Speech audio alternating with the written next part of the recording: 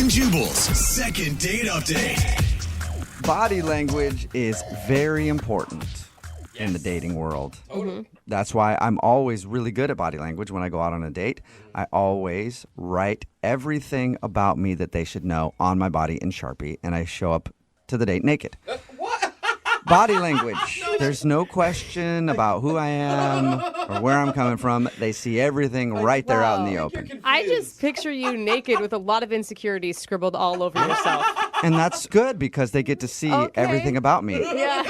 Granted, I haven't had a date in a long time, and the last couple didn't end very well. Didn't start very well. Yeah, cops were called. Anyway, they weren't understanding my body language, and that can be a problem. Well, Brett, who's on the phone today for a second date update, got some bad advice from a dating blog, I guess, and he thinks that his body might have got him in trouble. What's up, Brett? How are you? Man. I'm good. How are you? Dude, your Pretty body good. betrayed you, Brett? Yes, I think so. Well, I should say that this dating blog betrayed me, I think. All right. Okay. Well, we'll get to what your body did in a second. First, tell us about the girl you want to call today. What's her name? Jenica. Jenica. And where did you meet Jenica? I met her on a dating app, and I've been able to go on a lot of first dates from the same app. And the problem is I've had trouble getting second dates, Right. even though, I'll think a first date goes well, and then it's like I never hear from the person again. Which I guess is why you're calling us, right? Because you're back in that same position. Clearly, this is the place to call. Yeah. So I read this dating blog that said that it was good to try to initiate some sort of physical contact. So you tackled her as soon as you saw her. Absolutely. Yeah. I mean, I figured football was the way to go. No, but like, how do you do that without seeming creepy? So I'm like trying to think, like, maybe I can read her palm or like touch her feet under the table. What? I thought you were trying not to be creepy, man. Well, I mean, think about it, though. Like, you're just meeting someone. Yeah. I mean, what other ways are there to try to initiate that physical contact? I don't know, like be maybe subtle. you could do like a high five to start and then see where that goes, if it lingers at all. Yeah, you do the high five, and when your hands touch, you interlock her fingers, and you hold her hand there and stare into her eyes. We all know that. I don't understand why you have to touch someone. Well, I think the idea behind the blog post was right, that it's like, that way, there's a chemical connection, and you can, like, feel that between chemistry. the two people. There's, like, that spark. I mean, like, that makes sense to me. It just, the problem was that it was, like, in the back of my mind the entire time. So I feel like I was, like, 20% in the date, 80%, like, how do I touch this person without looking or feeling like a creep? All right, that can put you in a very tough situation. So, how did you touch her? How'd you touch her? I mean, sounds weird to say, but did you initiate some personal touching? So yeah, so I was like, let me do this. I actually did have to go to the bathroom, so I got up and I was like, okay, when I come back, I'm just gonna like put my hand on her shoulders and then like say something charming or something, So Wait, can I ask? I'm sorry. Can I ask real quick? Were you guys sitting at a table? Were you at the bar? Like, we were sitting at a table. okay, so you So came. I would I guess come up behind her Oh, and I know. So how did that work for you? well, okay, so the first time I chickened out, and then I said I had to go to the bathroom when I didn't really have to. Again, like 15 minutes later, Whoa. and I decided to just come up behind her, and I just was like, "Guess who?" And Shoulders.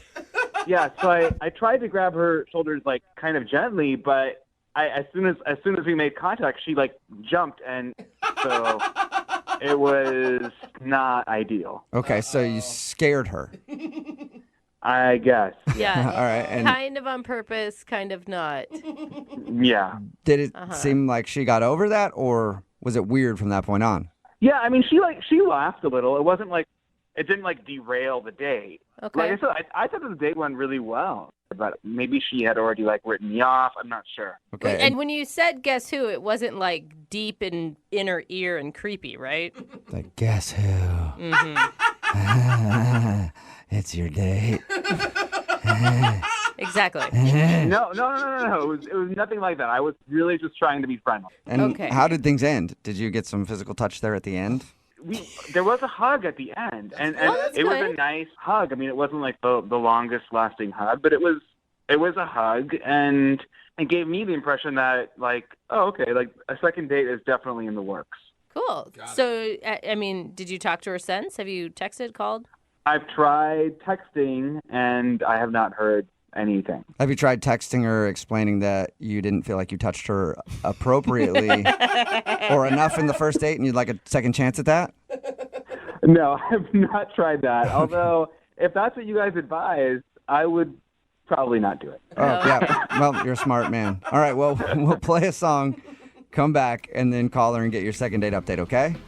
Okay. All right, hang on. Moving 92.5. Brooke and Jubal in the mornings. Second date update. Today's second date update is proof that you should be very careful when taking advice from dating blogs. Yes. Because you never know who's writing them. You know, for example, I've got 3 right now.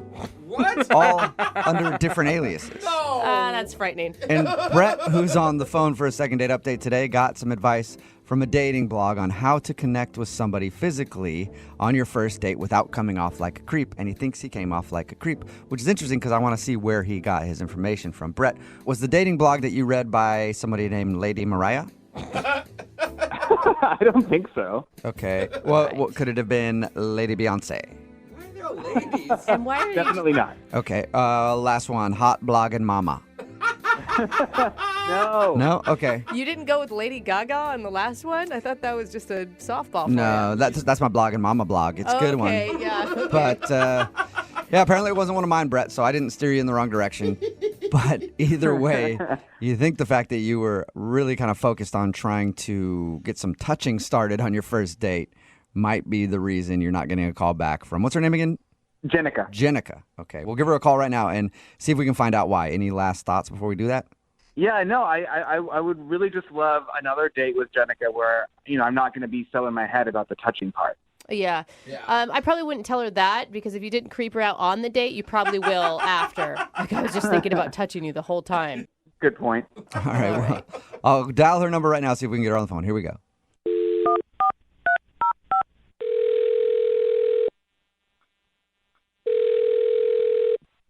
Hello, Hi, is this Jenica? this is she. Hey, Jenica, how are you? My name is Jubal from Brooke and Jubal in the Morning. What? Hey, Jenica.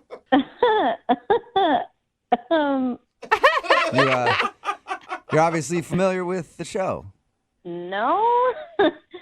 No, you're not. It sounded like you were. Sounded like we were all friends.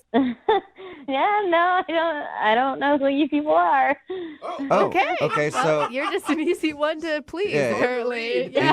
anytime you get a call from somebody you don't recognize, you kind of laugh and are like, "Oh, hey, you! Thanks for calling." I bet it's genius. That's got to throw telemarketers off. All right. Well, Jenica, it's a radio show. It's called Brooke and Jubal in the Morning. Okay. Okay. Anyway, I'm calling you today because we do a segment on our show called the Second Date Update. So, a dude named Brett emailed in about you. Oh, okay. You got a few minutes to tell us about your date with Brett and maybe why you don't want to call him back? Oh God, this is weird. Yeah. Okay, I just didn't like him. I don't know what his deal was. I'm just not interested. Is there a reason, though? Did he do something strange? I mean, this is strange. I mean, everything about this and the date was a little strange. Was it awkward right from the beginning, or did he work into awkward for you? It wasn't awkward at the beginning, but what was weird was that he got up to go to the bathroom, and he was in there for like 10 minutes. So that was a little weird, and I kept looking over at the bathroom to see, when he was going to come back. And when he finally came out of the bathroom, I noticed that he came out of the women's room. Yeah, and so... Wait, was it like one of those restaurants where they're like trying to be cutesy and they're naming the women's and men's like different things? And No. It was definitely labeled men and women. Oh, Definitely. okay, Yeah, straightforward. no, nothing kitschy. No. Okay. Did he address why he was using the ladies' room instead of the men's room? no, he didn't say anything, and I didn't say anything. I figured probably it was an accident. I was going to give him the benefit of the doubt. But then, like 10 minutes later, he excused himself to go to the bathroom again, and I was like, okay. So I watched him go to see which bathroom he went in, and he like looked around all shadily, and then went in the women's room again. Whoa! Really? Wow. Like a Yeah. double women's room visit. So that doesn't mean it was an accident. Yeah, and like the fact that he was like kind of sketchily looking around before he went into the women's room made it extra creepy. But is it creepy? Or, I mean, like, was it a single stall or are we talking a multi-stall bathroom? Because if it's a single stall, I don't know that it's creepy. Oh, it was a multi-stall bathroom. Okay. That is Okay. weird. Like, I'm shocked that nobody walked in on him and caught him in there. Like, he's either lucky or unfortunate. I don't know, depending on what he was going for. That's a very good point, Jenica. We talked to him about your date, and he didn't mention that. So I was texting my friend about it, being like, oh, my God, this guy that I'm on a date with just went in the women's room twice. And while I was mid-texting her, he had come back, and he scared me. Like, he grabbed me and was like, it's me, like, surprise. Oh, my God. Sounds like a fun date to me. Yeah. Wow. Yeah. So I don't know. He was just giving me like serial killer vibes. I don't know. Okay. Like who goes in the women's room and then comes out and scares your date? Like that's super weird. Well, He did tell us that, like, you hugged him at the end, though. Well, I mean, he paid for dinner. I felt like it was the least I could do. yeah, and you just want to get out of there as quickly as possible. So it's like, yeah, sure, Yeah. I'll hug you real quick, and then I'll never talk to you again. Yeah. If you guys talk to him, I don't know. I proceed with caution because Yeah. he seems like kind of a creep. Well, we did talk to him, and also he's listening on the other line and wants to talk to you. Hey, Jenica. Oh my God.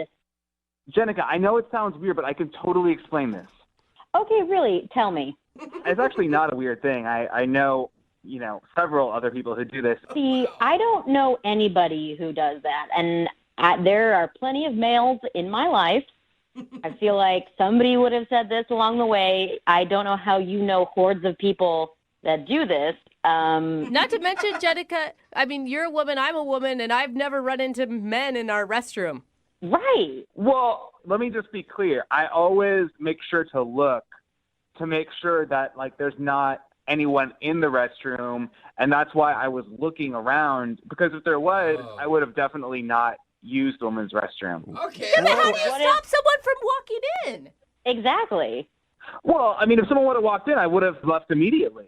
Well, that can really ruin things when you're going to the bathroom. Why do you do this, Brett?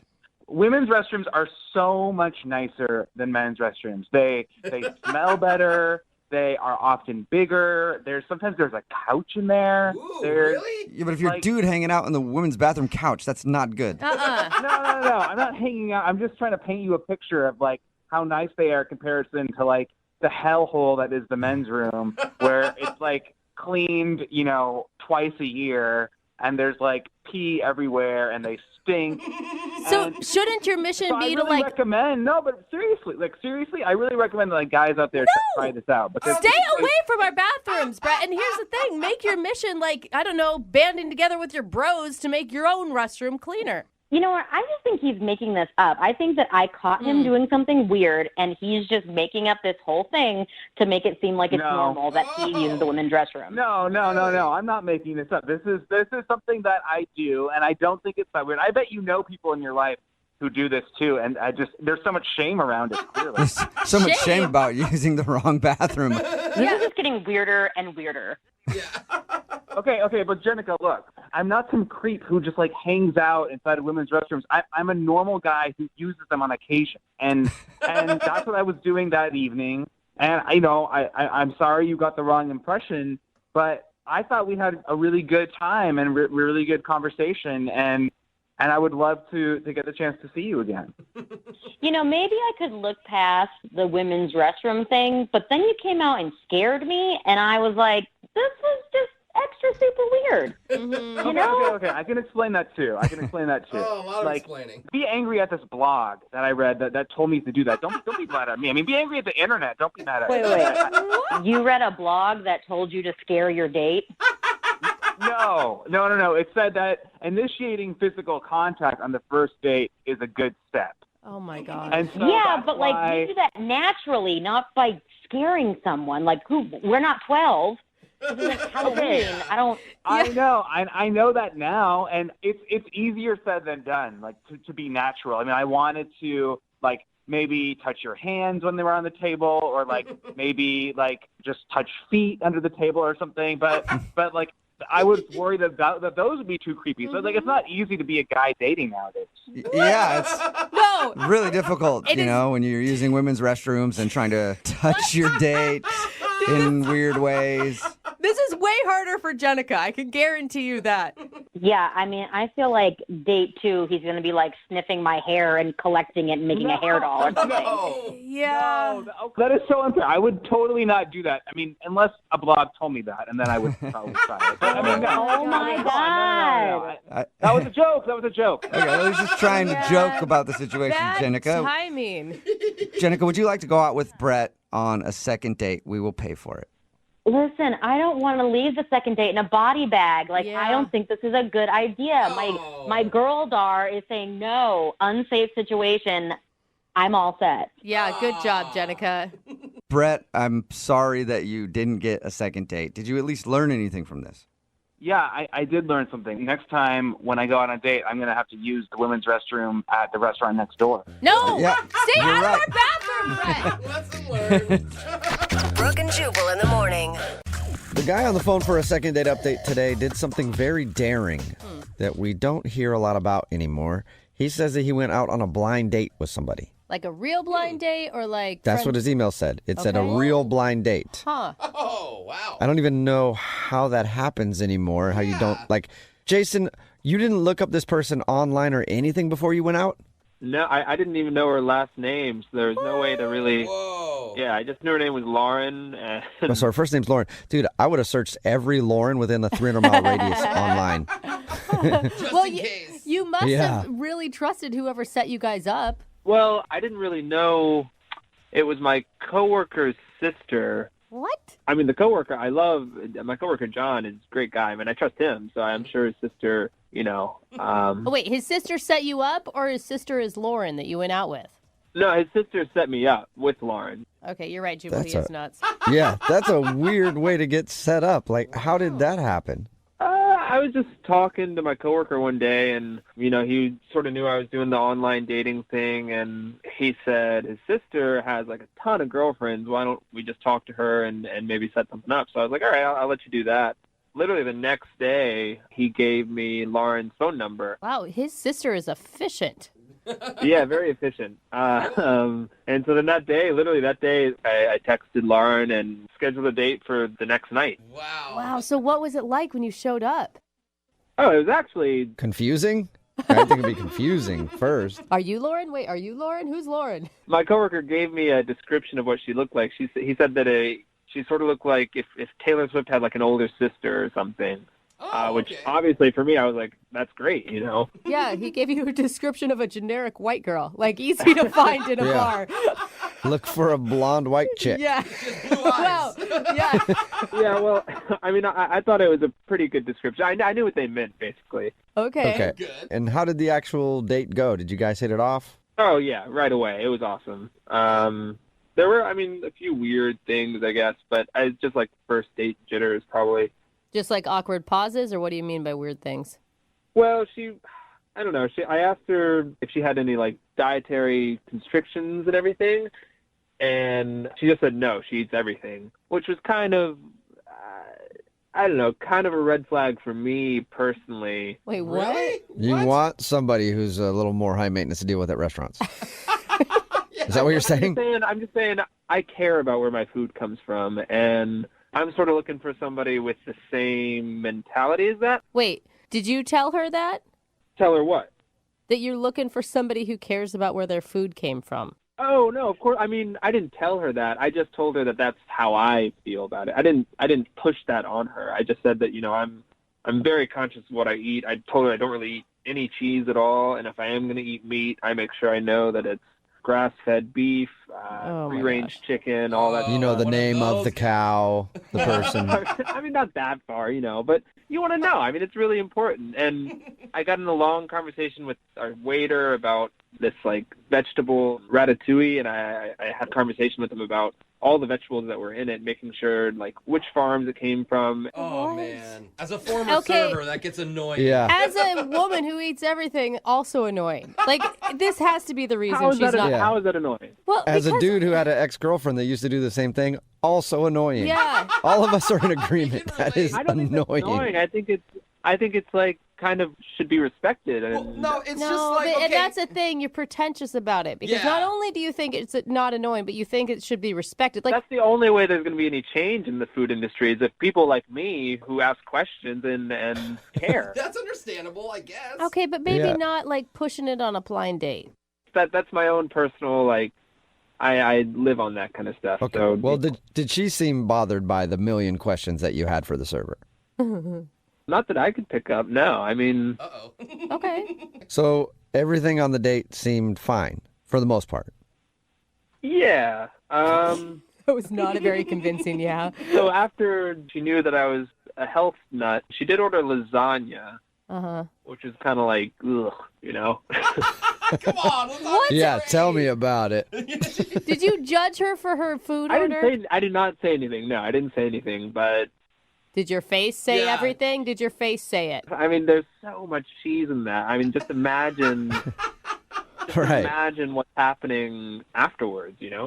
Oh, like Oh, digest- yeah. you Well, guys- or what's not happening, depending on how your body reacts to it, right? Some people's bodies Yeah, process cheese great. I can eat a block of cheese and have zero issues. Oh, I'm so jealous. That can't be. It's true. It's really true. I still drink milk as a grown adult with dinner. That's so disgusting. That is awful. Yeah. Dinner with Okay. Mark is grotesque. Well, Jason, do you feel like she knew that you were judging her for her food choice? I don't know. When the waiter came over and she said, "Yeah, I'll order the lasagna," there was a laugh. I had a laugh. I was like, "Ha!" Just sort of out of surprise. Oh, That was it, though. That was it. Well, you're surprised that she's not calling you back after your date. Yeah, I mean, I made sure I tipped really well because I know I can be. I realize that I'm kind of a pain. That's with the good. questions and stuff. So I tip well. Okay. The other red flag was we were getting ready to leave, and she was like, "Oh, sorry, I have to go. My Uber is already here." And I didn't even know that she had called an Uber. oh. Oh, that's not a good sign. Yeah, that's not a Yeah, good sign that's at all. Definitely a bad sign. Sneaking out. Yeah, I guess. Yeah.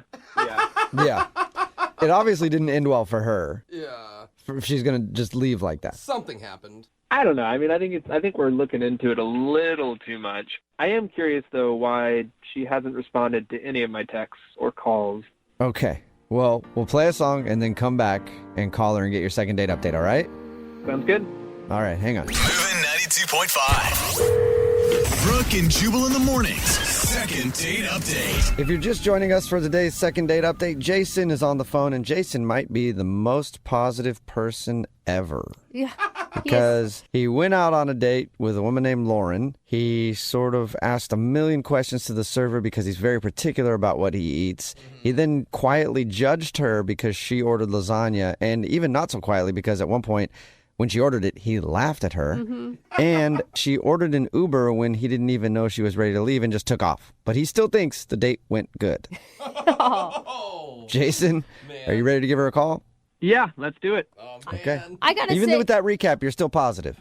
I mean, the way you paint the picture, Uh-huh. you paint it with some ugly colors, but that's not how I remember it. Not a good Okay. day. and I do got to give you credit, Jason, because we came down hard on you when you told us about how you like to eat. Very How would you describe your eating habits? I would say smart. Okay, you said smart. We said high maintenance. Specific, but yeah. the thing is that you were okay with that. You're self-aware, and I think we can convince her to see past it all.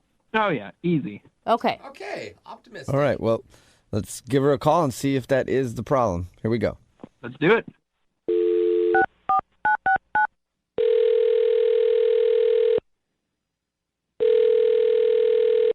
Hello? Hi, is this Lauren? Yeah, this is her.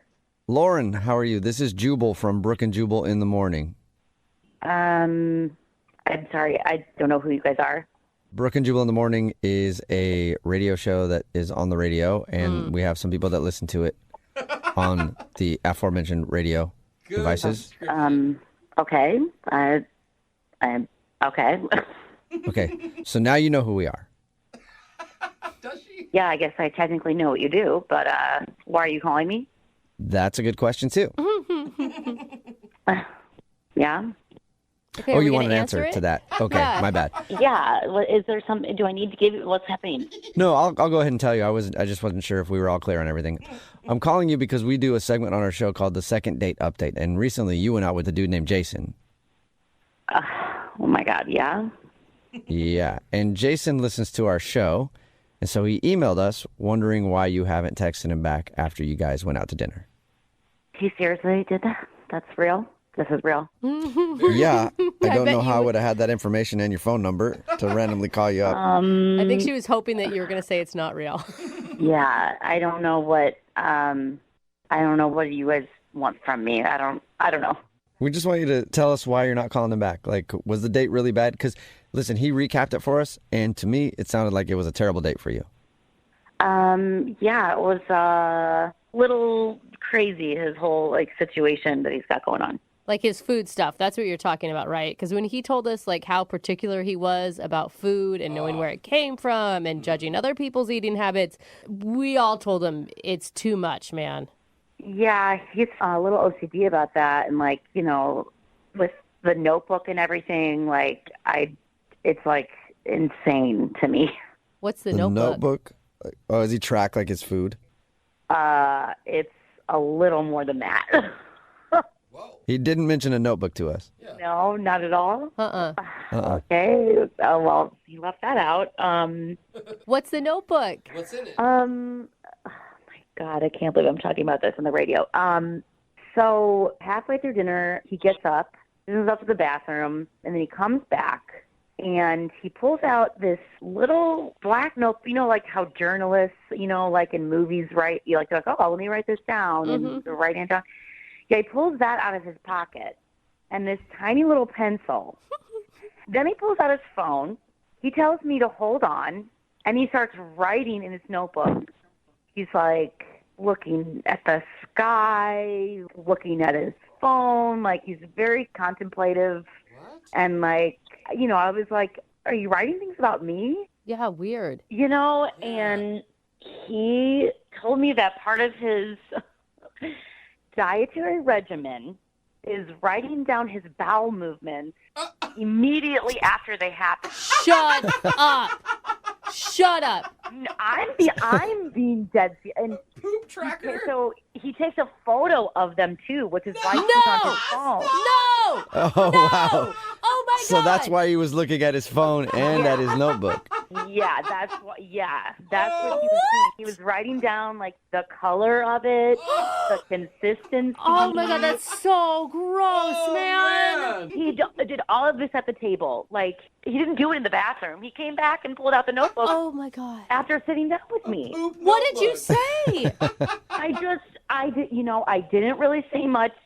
I was just speechless. Like, I had no idea what to say to somebody that was that weird. Like, And that's wait, so weird. Just to clarify, it's not because he has like some sort of disease or IBS syndrome or No, he just said that he wants to make sure that he's healthy, and it's about his health. And so he just tracks every single poo and Oh my God. keeps Yeah. a log of it.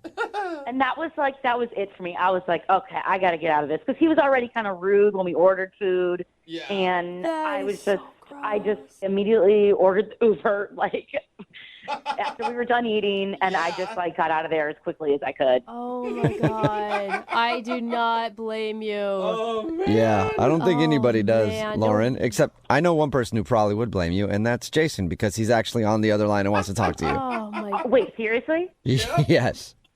Oh my God. Jason? Hey, Lauren. What? You just come in all casual? Oh God. Yeah, nice to talk to you again, Lauren. Oh. Dude, what is up with the poop book, man? Dude, why didn't you tell us about a poop journal? What do you? None of you guys do that. What? No. No. No. I don't keep a log of it.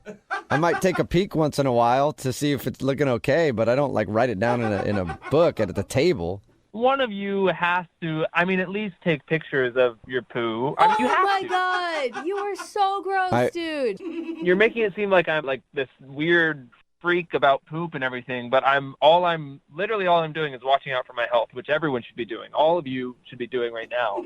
But okay. I guess I'm the only one around here that cares. And I feel sorry for you all. I care about my health, and fine. I glance a little bit to make sure I'm good. Not with the amount of lasagna you eat. Listen, dude.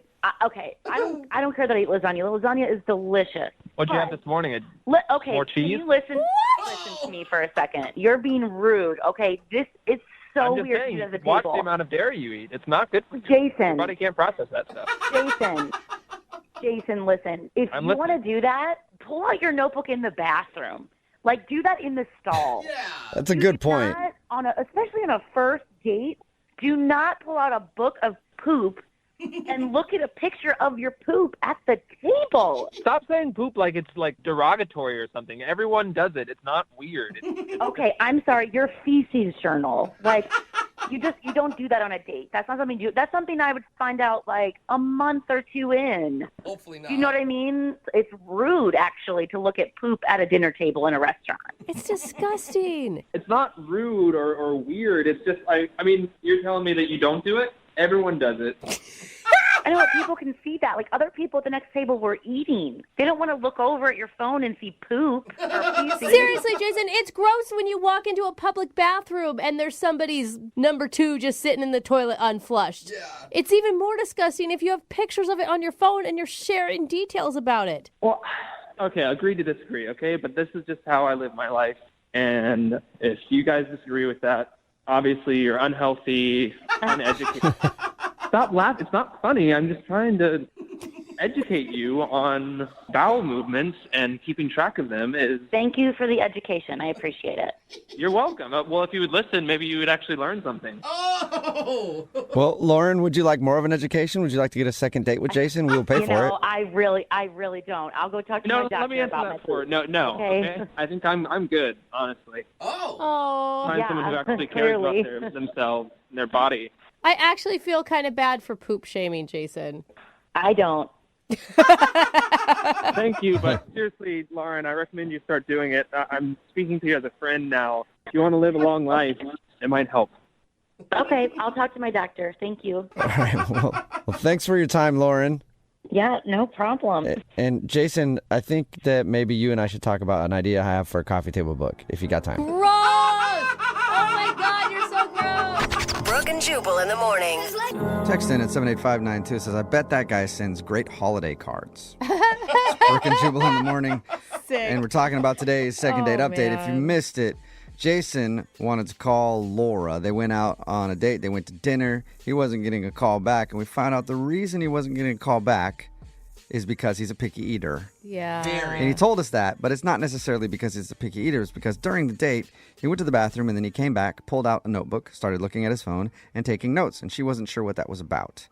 And she found out it was because he tracks every single one of his bowel movements and writes it down in a little notebook because he likes to keep track. And he looks at a picture, takes a picture of it, and then describes the picture in his notebook as well. So she was kind of grossed out by that. Kind of is an understatement.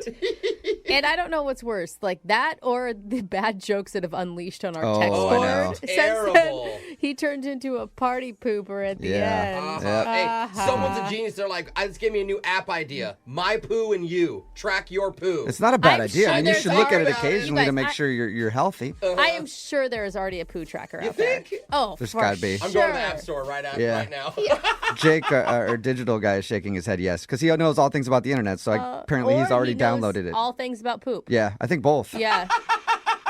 Poopy Jake. Remember, if you want to do a second date update, all you have to do is email the show, and we will call the person that didn't call you back. By the way, they decided not to go out on a second date. And he shocking. was judgy with everybody, saying that we didn't realize how important it is. You know what? to track your Go poop. eat some And cheese. there hasn't been one person texting in that wants to take him on a date. No, I know. He'll find somebody, though. Okay. And they'll sit together and track their poo for the rest of their lives. Yes. Moving 92.5. Brooke and Jubal's second date update. It's always a nice thing to make sure that your date has made it home okay. Yeah, know? I love that text message. A lot of guys go like, hey, make sure you text me when you get home. Me, personally, I follow them home to make sure that I know that they got there. And then I wait outside to make sure that they're sleeping okay. And then I follow them to work in the morning to make sure they made it to work in the morning and everything else. But I go the extra mile. Oh, sets you apart. Yeah, it does. Mark is on the phone with us right now. I bring that up because the last thing that Mark heard from the girl he wants us to call today was a text saying, I got home safe. Good. That's it. He asked her out since then. No response, anything else. So she was letting him know at least, hey, yeah, I got home, but I don't want to see you again, I guess. Mark, how are you? I'm doing all right. How are you guys doing? Pretty good. Why don't you tell us a little bit about the girl you want us to call today? Sure. Her name is Cece. She's a really pretty girl, super smart, a lot of fun to be with, loves sports just like me. How did you meet her? I met her online, actually. Okay. Oh, nice. She's a friend of a friend on Facebook. And, so you didn't actually meet her on a dating website. It was on Facebook, like a mutual friend? Yeah, she was a friend's friend, and I thought she looked cute. Okay. Nice. Oh my God, that's Jose. I've met a lot of girls like That's that. how know Jose you meets have. all of his dates. And you think that you're being set up is the scary part. What did you guys do? I took her out to one of my favorite restaurants that I always take dates to when I want to impress them. And You know what? That's a good idea. I hear a lot of people do that. So, how'd that work out for you? How was the date? the date went great. You know, we had great conversation. We both ordered a steak. I like women who like to eat. Yeah. And, you know, it was cool that we had the same taste. She drank a Manhattan. I thought that was cool. Nice. All right. She likes her bourbon. So what was the best part of your date? Honestly, I think the best part of my date was when she agreed to come over to my house and make out with me for a bit. Oh, That's always a nice part of it. I agree with you on that. It's a fun little thing. And that went okay for you? It went great. I mean, dinner ended, and I invited her back to my place, and, you know, I toured her around the apartment, and all of a sudden we were just making out in my bedroom. And How big's your apartment? I toured her around the apartment. Bedroom. It's just a all one studio. room. Yeah. Wait, you guys were making out like you walked into the bedroom and just started getting it on? honestly, like, it was, I'm a gentleman. You know, I showed her around. I showed her the backyard. We walked into my bedroom. She just grabbed me and started kissing me. Oh, she grabbed you. She did. Nice. A woman who eats steak, drinks bourbon, and makes the first move. It sounds. I mean, she sounds like a dream girl. Or Either a that, dude. Or a dude dressed up in drag. Yeah, it could be either one. So you guys made out and stuff, and then is that all you did was make out? All we did was make out, and then we probably hung out for another hour, just like sitting on the couch. So I don't remember what time, but it was probably after midnight. She said, "Oh, you know, it's late. I'm gonna go home." And that's when you grabbed her by the shoulders and looked her in the eye and said, "Text me and let me know you made it there on time." Pretty much, and then I cackled. How did everything end with you guys? I called her a cab and said goodnight to her, and she told me it was going to take her about 20 minutes to get home. And about 20 minutes or so, I hadn't heard from her, so I texted to make sure she got home okay. Mm-hmm. And I got no response, and I texted her again. And How many times did you text her to make sure that she got home okay? 6 times, and I know that 'cause I went back and counted later. Jeez. But honestly, I was just, I don't know, I was concerned. I couldn't even sleep. I was just like, what happened? You know, is she okay? I don't know. I didn't sleep all night. I was so nervous about it. I can understand being concerned. If a girl left and she wasn't texting you back at all when you said, "Hey, text me when you get home," especially if, you know, you just sent her away on a cab. Which is nice. Okay. But she did respond to you. She responded the next morning at 7 a.m. Okay. She said, "Yep, got home fine, thanks." And that's it. Yeah, you know, nothing about like thanks for the great date or whatever. It was weird.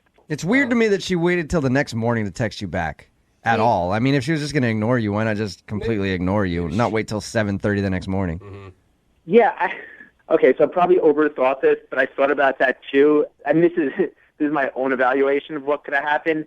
Maybe she got home in 10 minutes and went to sleep and woke up to 6. Yeah, I was Totally. thinking that too. Could happen. Especially after drinking and a long night. Or the cabbie swooped in on your action. Yeah. There we go. Get it.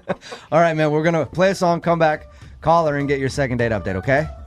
Okay, thanks, guys. All right, hang on. Moving 92.5. Brooke and Jubal in the mornings. Second date update. Hey, Mark, I never officially asked you, did you even ask Cece, the girl that you want us to call today, out on a second date? Yeah, I did. I texted her a few more times and just never heard back. Okay. Well, I know that you texted her like 17,000 times asking if she made it home okay after your date, but I didn't know if you officially said, hey, let's go out again, and you just haven't heard anything from her.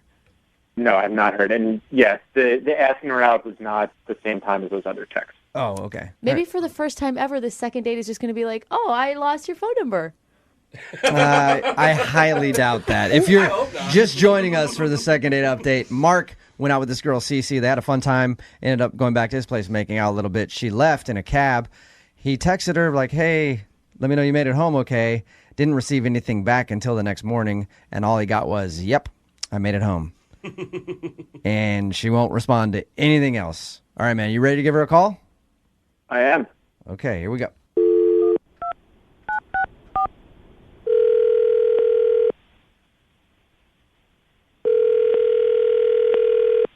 Hello. Hey, is this Cece? Yes. Hi, Cece. How are you? This is Jubal from Brooke and Jubal in the morning on Moving 92.5. How are you? I'm good. What's going on?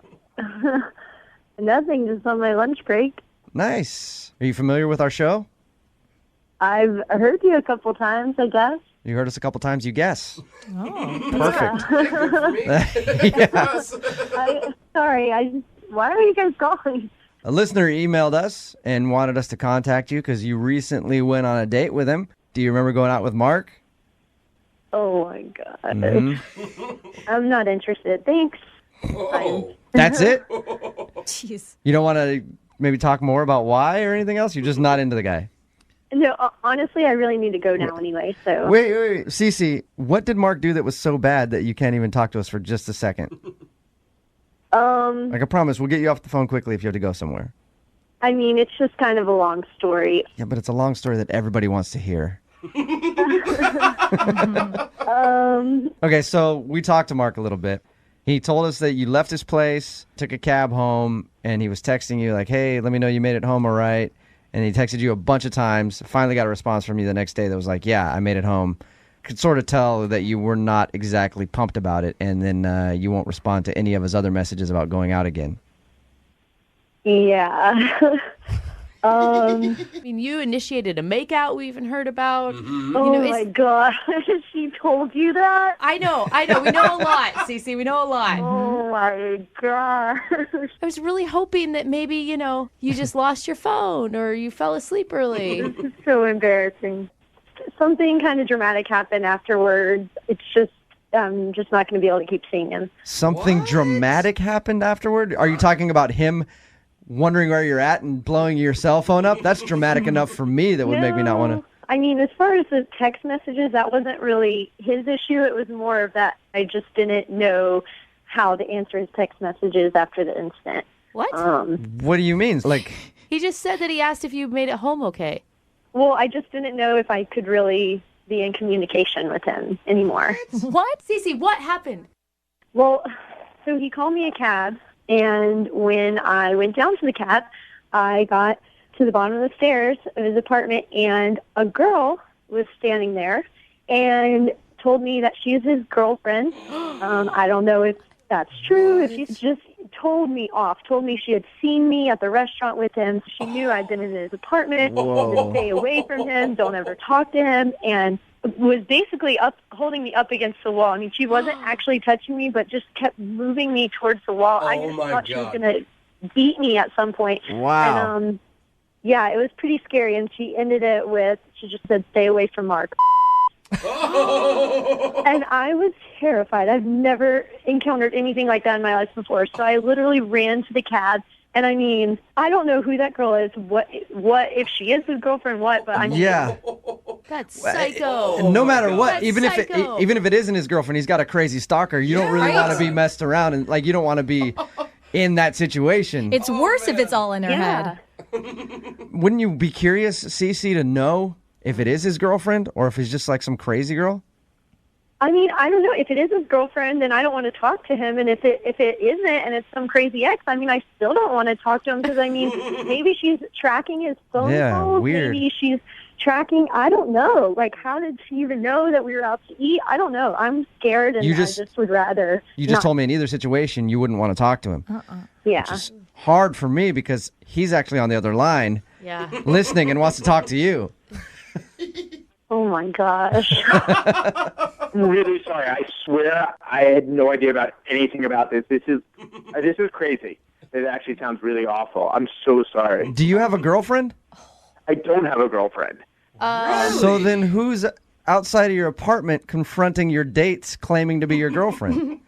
I'm sure it's this girl, Kim, that I went on a bunch of dates with and is totally crazy and has kind of cyber stalked me, but I had no idea it was to this extent. I mean, this is honestly, like, this is so crazy. Like, I'm so shocked by this. I mean, I was the one who was shocked. We had a pretty good night. I walked downstairs, and I'm basically attacked, verbally assaulted by some girl. I mean, I don't understand how you couldn't know. I mean, how did she follow us to see where we went to eat? How did she know? I I've ended it with her at least 2 or 3 months ago. It was after just a couple of dates, and as I said, she cyber stalks me. I know that. Like, she's left weird messages on my Facebook. I had to block her from that, but I haven't seen her in months. So how she knows that we were on the date, the fact that she told you she saw us at the restaurant, and then when she waited outside my house, like, I'm so sorry. I have to figure out what to do about this. Oh, come on. God, dude. This is BS. This is such... Cece, do you believe this dude? What? What do you mean? What do you mean, what do I mean? That's not his girlfriend, and he's not just making an elaborate lie to make up the fact that it really is his girlfriend? That's true. I mean, if she knows where he lives, knows everything like that, it sounds like he went on a few dates at least with her, so... Yeah, but think about this, though. If Mark's going to go do a second date update on the radio, he probably doesn't have a girlfriend. Yeah, or he's probably just really dumb, Jubal, which Mark, we have had before. Are you the stupidest guy on the planet? Honestly, I'm not really dumb, and I mean, I'm sitting here just, like, running through my brain, what if I was Cece? How would I think? And honestly, Cece, I can bring friends. You know, we have a mutual Facebook friend, you know? Okay. The fact that I went on, like, 4 or 5 dates with her, it doesn't mean that she was somebody I dated or they date, like, crazy weirdos like So, Mark, you can prove that this girl is not your girlfriend. Absolutely. Cece, what if Mark can prove that this girl is not his girlfriend? This is just too much. Until I know that she is not your girlfriend and that she's, like, in jail or has a restraining order or, I mean, it's dramatic, but I was terrified, so no. Cece, if you go out with Mark again, we will pay for it. Hey, we'll pay for it. I'll send you out. $30 night's not worth me possibly being killed. No. I've got some big friends. They can go along as bodyguards. Maybe we get a police escort. We got a lot of cops that listen to the show. They'll follow you guys around, make sure nobody messes with you. What do you think? No way. Mark can prove it to you. He can prove that she's an ex, but that doesn't mean he can prove that she won't come and follow me to my house. No kidding. I'm with you, Cece. When you see crazy, just go the other way. I understand what you're saying. I got to figure this out anyway. Give me a chance to figure this out. I promise you that I will not contact you again unless I can figure out how to prevent this and what the hell's going on. I'm floored right now. If Mark can get rid of the stalker, then can he have a date with you? I think it's just time to move on. Thanks, Mark. Damn it. That's Nothing. Man. See, that's good. All right, Mark, I'm sorry you did not get a second date. Yeah, I got to go figure this out. This is awful. But he does have one woman that wants him. So I was going to say, yeah. Don't worry about it, though. Apparently, you have a girlfriend and a whole life ahead of you to enjoy with her. So have fun with that, man. Yeah, no, not at all. Brooke and Jubal in the morning. I've heard a lot of surprises on first dates. Oh, yeah. We've been doing the second date updates for a while now. Like, we had a guy show up with his face beaten from a backyard MMA fight. That's a surprise. I forgot about that guy. Had a guy show up on a bike, the kind that you pedal instead of a car, and then ask the girl to drive him to wherever they're going. We've had a bunch of surprises like that, and today's second date is no different. But this time, Jackie had a surprise for the guy that she wants to call today. His name is Paul. What's up, Jackie? Hi, how's it going? Good. How are you? I'm okay. Yeah. Please tell me it was a good surprise and not like all the other surprises that we just listed. I mean, I thought it was a good surprise. Okay. All right, well, before we get to the surprise, let's talk about the guy. His name is Paul. Yeah, And where did you meet Paul?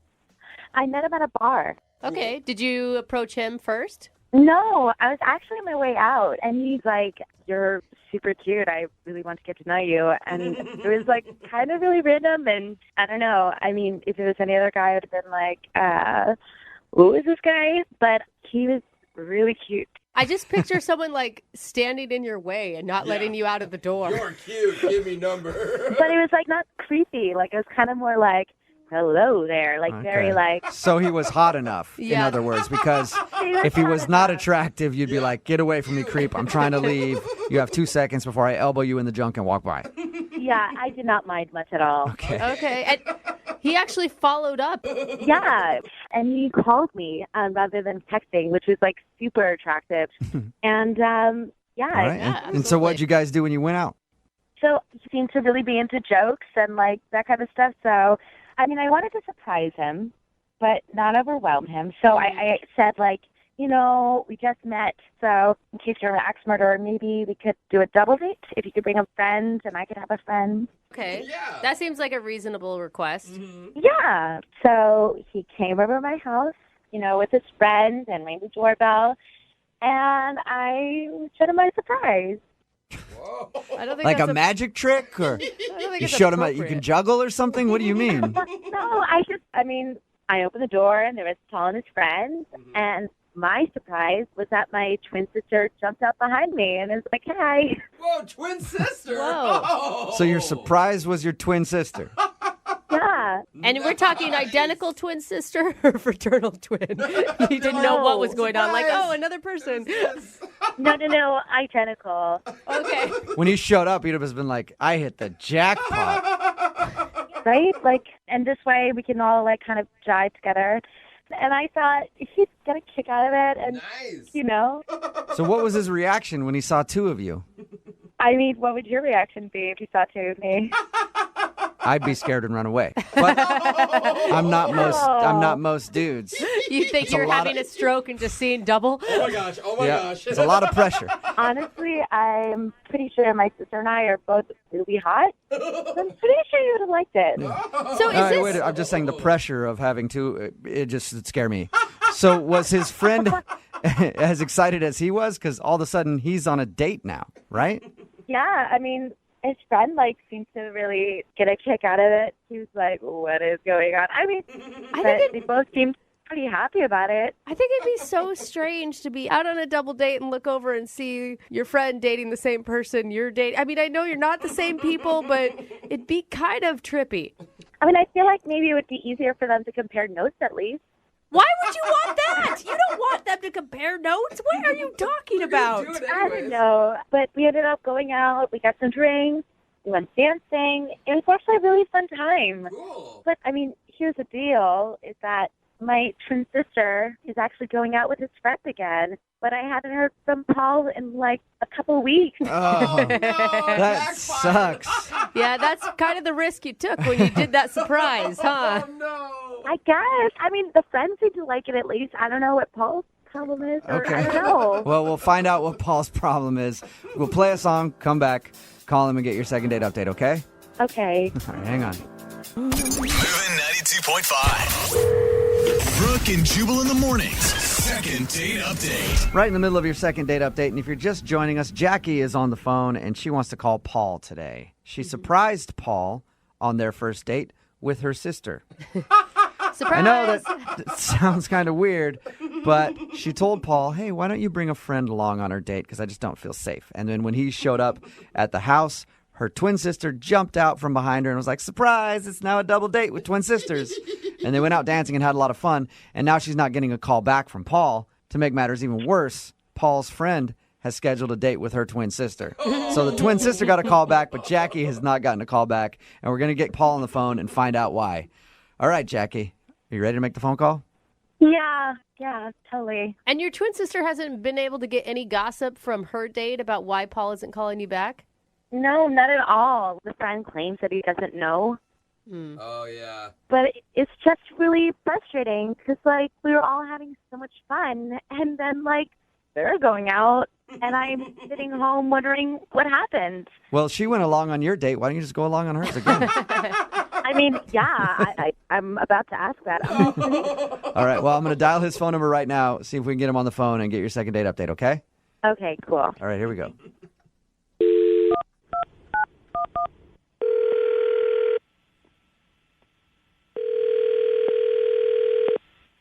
Hello? Hi, I was looking for Paul. This is he. Hey, Paul, how are you? My name is Jubal from Brooke and Jubal in the Morning. Who? Jubal from Brooke and Jubal in the Morning. It's a radio show. A radio show? What do you mean? I mean, like a lot of cars have them, and No, Jubal. you can hear them That's not his in restaurants and question. stuff, and then we do a show that comes out of the radio, and you can hear it. Okay. It's on the FM dial. Sorry. What does this concern? This concerns an email that we got about you. You got an email about me. What was the email about? Well, it was from a girl named Jackie that you recently went out with on a date. Jackie sent you an email? Mm-hmm. Why would Jackie send you an email? Because you're not calling her back after your date. Duh. This concerns our one date. We had one date, and now she sends an email to you guys. Yes. You guys had one date, and you haven't called her since, so she emailed us to see if we could get you on the phone and find out if there's a reason you don't want to go out with her again. In the email that she sent you, did she by any chance tell you what happened on that first date? Did she? She told us a little bit about it, yeah. She said that you showed up to her house, and she surprised you with her twin sister, and then you and your buddy went out on like a double date. That's the vanilla version of it, yeah. Did she? And the vanilla version, what would be the chocolate version or the... That's not the expression. I don't know. Neapolitan version? Yeah, what's the more colorful version of it then? The Rocky Road version? I just got a really creepy vibe. Creepy? Why? It just gave off a creepy vibe. I show up with my buddy for a double date, and it's with her and her twin sister. So, That's wait. creepy? What's creepy about that? That's awesome. Because they were doing the thing where they dress alike and they finish each other's sentences and they're speaking in twinsy or whatever. I'm kind of with you on that one. That does come off a little weird. What if like a secret language? At first, I thought it was kind of cute, kind of funny, and I'm like, all right, I'm in on the joke. My buddy Nick, he's in on the joke. We both think it's kind of cool. And then it just kept going. Oh, so like So, was it just annoying then? Yeah, there is a certain point where you're like, okay, let's drop it and let's get to know you individually. Because it was I met a girl named Jackie, and I was like, well, what's the other girl's name? Well, it eventually comes out her sister's name is Jill. But which one's Jackie? Which one's Jill? Jack and Jill. Get it? Isn't that funny? They thought that was hilarious, too. But you can't be mad at them. That is their parents' fault. That is not their fault. I can be mad at them for being so amused at it. So, like, 2 decades later. Yeah, if they love it, it's one thing. So did it feel like, if you're going to date me, you got to date my sister? We come as a package. Well, they were in love with the fact that they're both twins so much they didn't even seem to care that they were on a date. Oh, no, they're showing What do you off. mean? Like they were putting on a twins show for you? A little bit, like an exhibition. Like, isn't this so amusing that we're twins and that we look alike? And so they started doing weird twinsy stuff. Like, one of them would be like, I'm the evil twin. And the other one would go, no, I'm the evil twin. Oh, man. You think that after your whole life living as a twin, the novelty would wear off? The joke would Exactly. get old Yeah. eventually. It was very obvious very quickly that they weren't there for a date. I was there to meet a woman, and they were there to play their twin game. I wasn't having any of it. I just wasn't cool.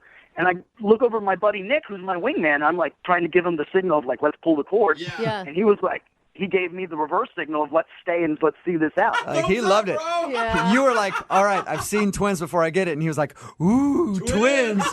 What are they going to do next? Exactly.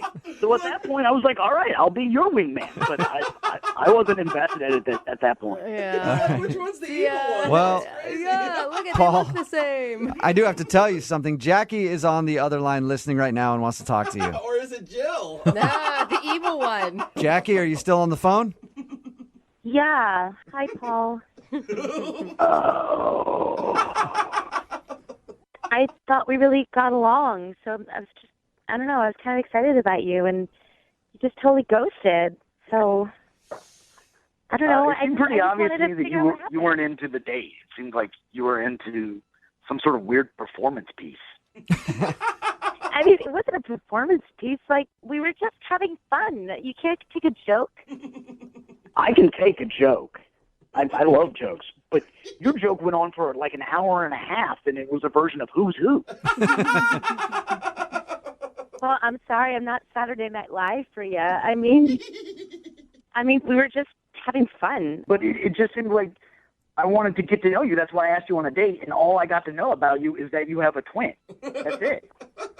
I mean, I don't know. I'm really close with my sister, and, like, she's a big part of my life, and we're twins, and it's kind of really cool, and we actually like each other. And I thought you got it, you know? No. Yeah. No, I really didn't. I mean, I have siblings, and I don't think I would ever bring them along on a date.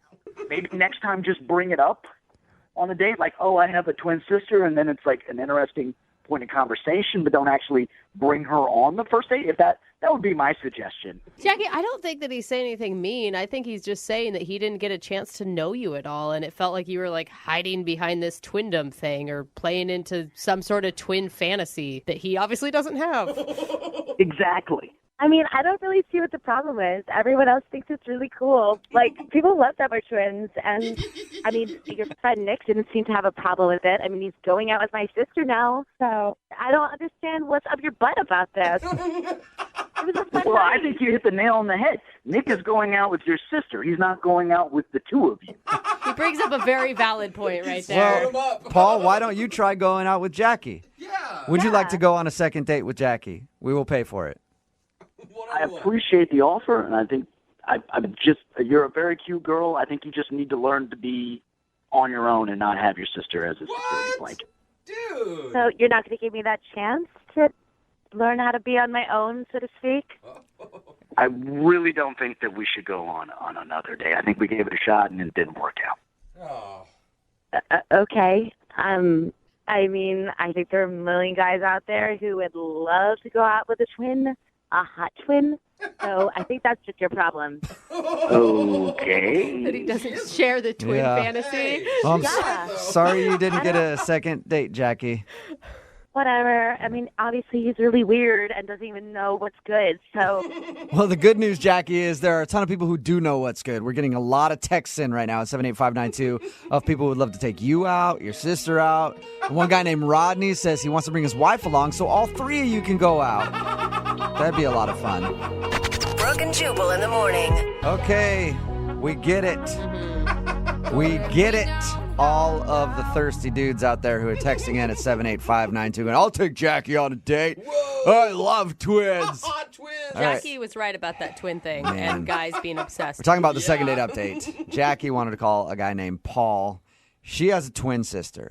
Her surprise for Paul was she said, hey, bring a friend along. We're going to go on a double date. He showed up, and she was like, surprise, it's my twin sister. We're all going on a date together. Yay. And the guy's friend actually ended up going out with her sister again. Yeah. But she was wondering why he wasn't calling her back. And he wasn't calling her back because apparently the two of them are like super annoying twins to him. They're those twins. They're the twins that everything is like, oh my God, I can't believe you said that. I was totally thinking that. Oh my God, we wore the same shirt today. Oh my God, hey, I bet you can't tell we're twins. No, I can see it. It's right in front of me. So he just couldn't handle it and didn't think he could go out with her again. I was pretty on board until he said that they dress the same. Yeah. That, I'm like, as adults, like, I get if your mom dresses you the same because she doesn't want to put the energy into finding two outfits. I mean, really, that's what it comes And down it's to. cute when you're a kid. Right. When you're But little. as an When adult, you're older, it's a little... It's annoying. Yeah. yeah, it's strange. Remember, if you want to do a second date update, all you have to do is email the show, and we will call the person who didn't call you back. It is Friday, and you know what that means. Yeah. Saturday and Sunday are the next No, days. I mean, it does mean that. That's Weekend. true. And then that's Monday, Tuesday, following Monday, Tuesday. Thank That's how it you. works. Oh, also Young Jeffrey's Song of the Week. That's what it means. That's coming up at 8:10. Moving 92.5. Brooke and Jubal's second date update. It's always annoying when you're starting to date somebody new and then one of your exes approaches them and starts telling them all kinds of lies about you. Oh my God, that's not just Like, I know annoying. I've had that happen to me a few times where I've been dating somebody new and then my ex will approach them and be like, oh, you're dating Jubal. He's such a thoughtful and good lover. And that is obviously a lie. And that's kind of what happened to Chris, who's on the phone for a second date update today. One of his exes tried to hate on him. And that's why he thinks the girl is not calling him back. Chris, how are you? I'm all right, Jubal. How are you today? I'm good, man. Thank you for your email. I read it, and it, outraged me at what your ex-girlfriend did to you. This is ridiculous. Whoa. Yeah, it was bullshit, man. I mean, I had a great... I'm sorry. Can I say that? Yeah. Yeah. Before we get into what your ex-girlfriend did to you, first, tell us about the girl that you want to call today. So her name's Heather, and we met through mutual friends. And, man, she's just cute. She's sweet. I'd seen her picture, and I met her at a party, and my buddy introduced us. And,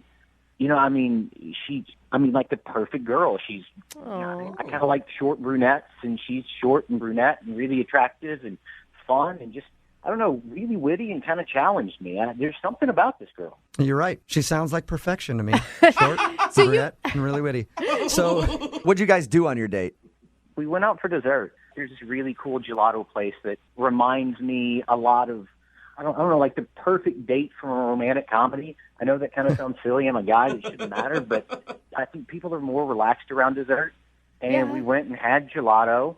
It was so much fun. I think that's a perfect date, too. It wasn't a romantic comedy, but I did get a kiss at the end of the night. We had fun. I went home. I was kind of floating on a cloud. And then I love that. I can't get her to call me back. And you think the reason she's not calling you back is because of what happened later that night when you got home, right?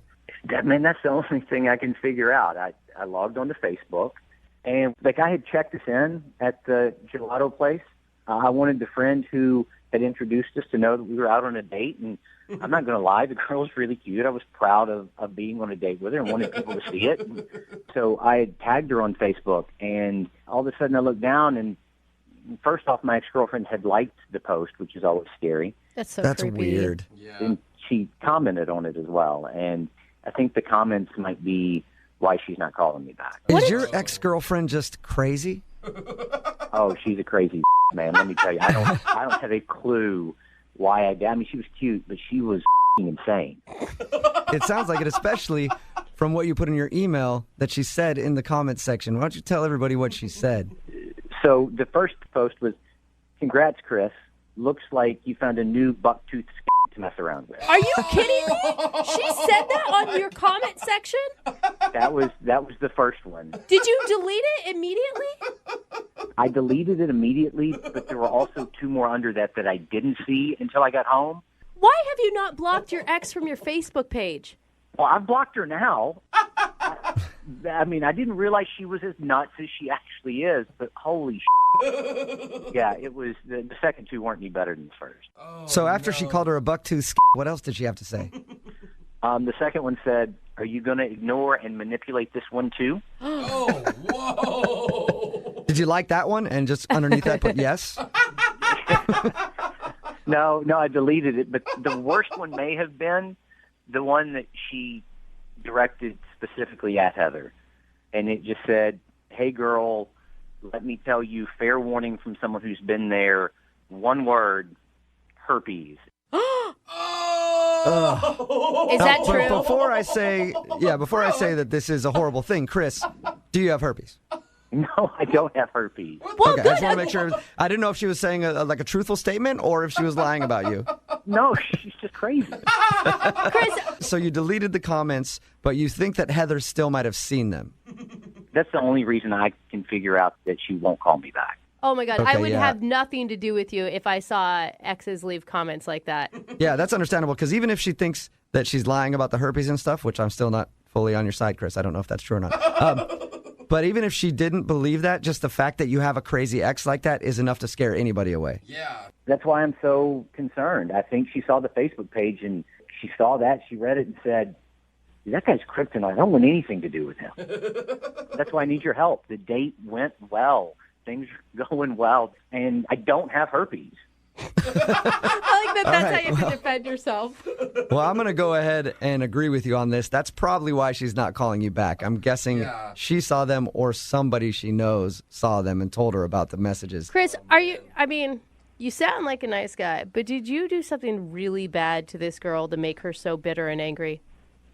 No, I mean, I don't really know how to break up with a girl. And so I kind of just got aloof and distant, and she'd send me text messages, and I just slowly but surely not return them to the point that she broke up with me.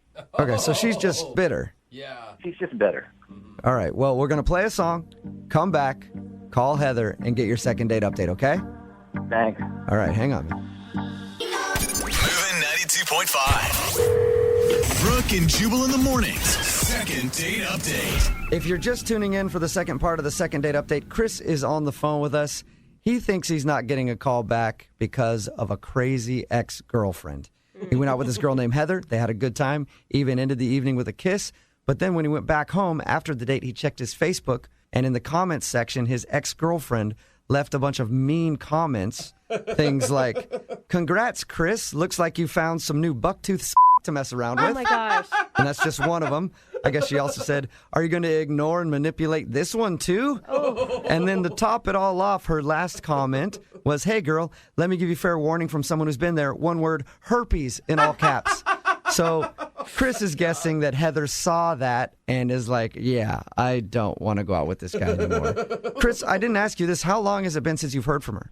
It's 4 days. And you didn't hear anything back after that last kiss? No, I mean, we kissed and we made plans that we would chat the next day, and then nothing. All right, well, I'm going to dial the phone right now, get her on the phone, and get your second date update. You ready? All right, thanks. All right, here we go.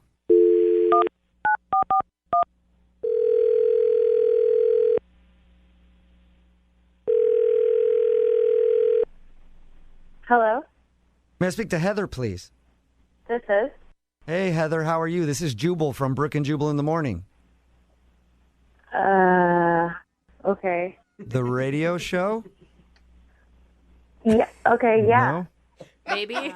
Do you know who I am, or are you pretending? Yeah. I've heard of you guys. Yeah. Okay. All right. So have you ever listened to the show? Like maybe on accident. That's You know the what? best That's the way response ever. most people listen anyway, so congratulations. So that's awesome. Hey, I'm calling you today because we do a segment on our show called the Second Date Update. It's where you go out on a date with somebody, and then if you end up not calling them back after that date, they email us to see if we can get you on the phone and ask if something went wrong. We recently got an email about you from one of our listeners. Uh-oh. His name is Chris. You guys went out for gelato. Oh, okay. Oh, Yeah. man. Well, Chris has been trying to get a hold of you, and he's wondering why you're not calling him back. Oh, God. Oh, God. I feel so horrible. He honestly thinks I'm blowing him off. Yeah. Oh, no. He Okay. thinks that you want nothing to do with him. Oh, God. I lost my phone. Like, I lost my phone, like, 4 days ago or something, and I just got it today. Like, literally, like, 3 hours ago, I just got a new phone.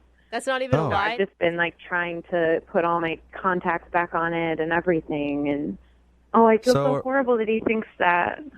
So are you saying you're not blowing him off?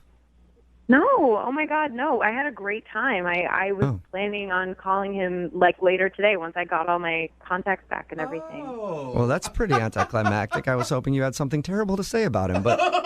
Oh, no.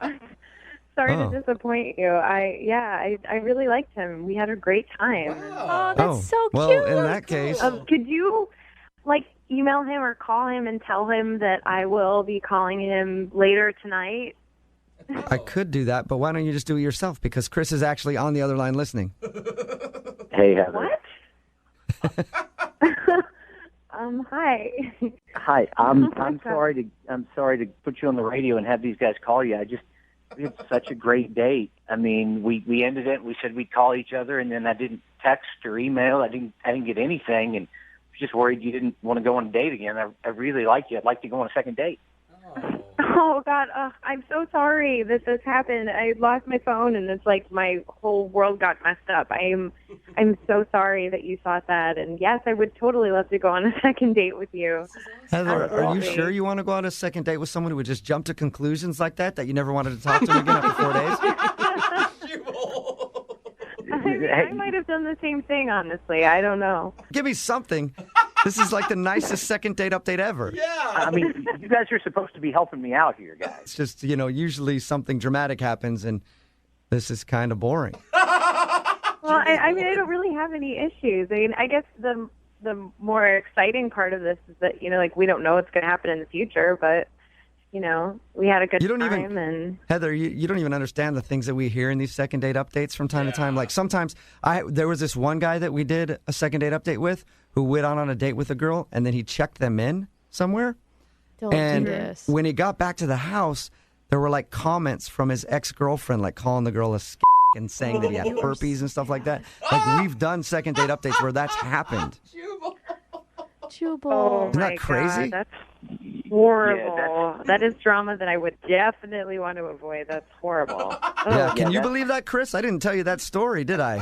No, That's a crazy that's one. really bad. But Heather, should we go ahead and start setting up our second date? Oh, wait, but before we get into that, I want to tell Heather this story because it's like I couldn't believe it when we did that second date update a while ago where that guy was talking about his crazy ex commenting on his Facebook like that.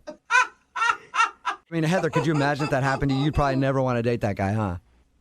Yeah, definitely not. I would not want to be in that nightmare situation. Yeah, I think most people wouldn't want to be. I mean, with a crazy ex like that and then like claiming that the guy has herpes. Oh my God, what? Oh, that's awful. Yeah, that's another thing she said. In that guy's defense, what if none of that was true? Like, I'm just standing up for that guy. What if none of that was real? Oh, you're just standing Yeah. up for that guy, huh, Chris? Yeah, I mean, Yeah, you know. I didn't hear that second date update, but I mean, if none of that's true and he doesn't have herpes and the girl's just crazy, it doesn't make him a bad guy.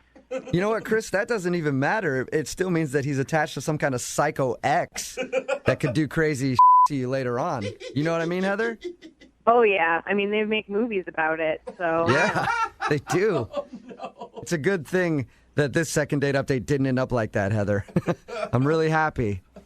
Oh, good. Me too. Yeah, and it's cool that we could reconnect you guys. This is like the first positive second date update we've had in a while. That leads me to my question. Would you like to go out on a second date with Chris? I will pay for it. Oh, well, I was going to go out with him anyway, but if you're going to pay for it too, that's awesome. Chris, you got your second date, man. Way to go. Yes. Thank you. Hey, Chris, isn't there anything else that you want to tell her before we let her go? No. What were you saying? No, I mean, I'm excited for our second date, and I really am sorry I put her on the radio. I thought there was something else, though. That she has beautiful eyes, that we had a lot of fun, and I can't wait to see her again. Okay, yeah, that was it. I don't know what I was thinking. I was thinking about something else. You sealed the deal, Chris. You sealed the deal. It's good. You're good. Well, congratulations, Heather and Chris. I hope you guys enjoy your evening out. Thank you. Yep, Thanks, and guys. take care, Heather, because it could be your last. You're funny. I don't even know what that means. Okay, you will. You will. All right, guys, have a good one. Brooke and Jubal in the morning. I really want to help this dude out who's on the phone for the second date update today, except he won't tell me the complete story of what happened on his date. No. And it's rare you actually want to help somebody. Yeah, true. Both. Weird things. He left in the middle of his date to deal with something. And that's where he's being vague. He won't tell me exactly what it is. Jimmy, how you doing, man? Hey, what's up? Why don't you tell everybody what happened on your date? Like, you left at some point for what? I left because I have a bit of a medical issue, and I had to sort of go and deal with it. So when you say you left in the middle of the date, you got up and just left. Well, no, it's not like I just got up and walked away. Like I excused myself. I told her I had to go and deal with this thing, and I went outside. You can't give me a clue at all what the medical issue you had to leave your date in the middle of was for? No, I really want to keep that private. Did you give Marissa more information than we're getting right now? Yeah, I explained the situation to her, and she seemed cool with it initially. But when I came back, I don't know, her energy was different, you know. I tried to get things going again, spark the conversation, but it's just like we weren't clicking, you know. And then how was the date going up until tell us a little bit about what you guys did before you excused yourself for... Well, up till then, actually, the date was good. I'm born and raised in Seattle, but she just moved here. So I decided that I would show her some stuff that she hasn't done in Seattle yet. So I know it's going to sound kind of lame, but we rode the monorail. Okay, so like touristy stuff. Yeah, so you rode 2 blocks on the monorail, and then you had a whole afternoon to kill after that, right? So, I know. It's just something like everybody's got to do it once, you know. And it was great. It was a nice time. And then we went and we had sushi. Okay, and that's when your medical issue came up and you had to excuse yourself. Yeah. How long were you gone dealing with whatever your medical issue was? It was a while. It was like 10 minutes, maybe 15. Okay. 10, 15 minutes, okay. Do you think that she believed you when you said medical issue, or do you think she thought you were lying and doing something else? At first, I thought she was cool with it, but when I got back, I don't know, she seemed kind of pissed off. And so it made me think that maybe she thought I was lying to her or something like that. I don't know. All right, and then how did the date end with you guys? We left the restaurant, and then we each got separate cabs. I gave her a hug, and that was about it. And I said, I had a good time, and we should do this again. And she said to text her, and so I have been, but she's not responding. Nothing. Okay, and how many times have you tried texting her since your date? About 4 or 5 times. Okay. So you think it's probably the medical issue thing? I don't know. Either she doesn't believe me, or it freaked her out, or I don't know. I really don't know. Since you won't tell us what it is, let me ask you: is it something that would gross her out? I mean, you got to give me a little bit. It's just that it's a private issue, and I just don't really want to say anything about it. Like, I know it's weird because I'm talking to you on the radio and I'm talking to you. It's just, I don't know. I guess what I'm trying to say is it a normal medical issue where someone would hear something about it and be like, okay, that's understandable? Or did you go like, oh, herpes are flaring up, I'll be right back? Please be the herpes. That would definitely mean you're not going to get a call back. Yeah. No, I can promise you it's not herpes. Now, if we get her on the phone and she tells us what it is, are you going to be upset? Well, I don't really want her to say. Okay. I'm hoping she'll respect my privacy, but yeah. Who knows, right? If All it's right. embarrassing enough, She'll probably say something. If it's embarrassing enough, you know how the second date updates work. Well, we'll play a song, come back, see if we can get her on the phone and get your second date update, all right? All right, cool. Moving 92.5. Brooke and Jubal in the mornings. Second date update. Before we make the phone call for Jimmy, who's on the phone right now for a second date update. Jimmy, I got to ask you a question. Yeah. Are you an arms dealer? Uh-oh. Or perhaps an international drug kingpin? No. All right. I'm No, just like- making sure. Because he's very mysterious. Very mysterious. If you listen to the first part of the second date update, Jimmy met a girl named Marissa online. They had a pretty normal date. Nothing of note, except for the fact that he left in the middle of it to deal with a medical issue. He won't tell us what the medical issue is. So I'm assuming he was outside in the parking lot selling arms to our enemies. That's a natural conclusion. For at least like 15 minutes. Or drugs. I'm not sure which one, Jimmy. I'll figure you out, though. All right, man. Whatever. All right. I'll find you out. I smell a rat. I'm on to you. Yeah. So, and again, you were gone from the date for like 15 minutes. Yeah, like about 15 minutes. All right. And when you came back, that's the point where she seemed like she was ready to end the date and go home. Yeah, she seemed pretty cold and like not into it anymore. All right. Well, we'll dial the number. Hope she answers the phone. And if she does, maybe we can get your second date update. All right. You ready? Yeah, cool. Let's go. Here we go, man.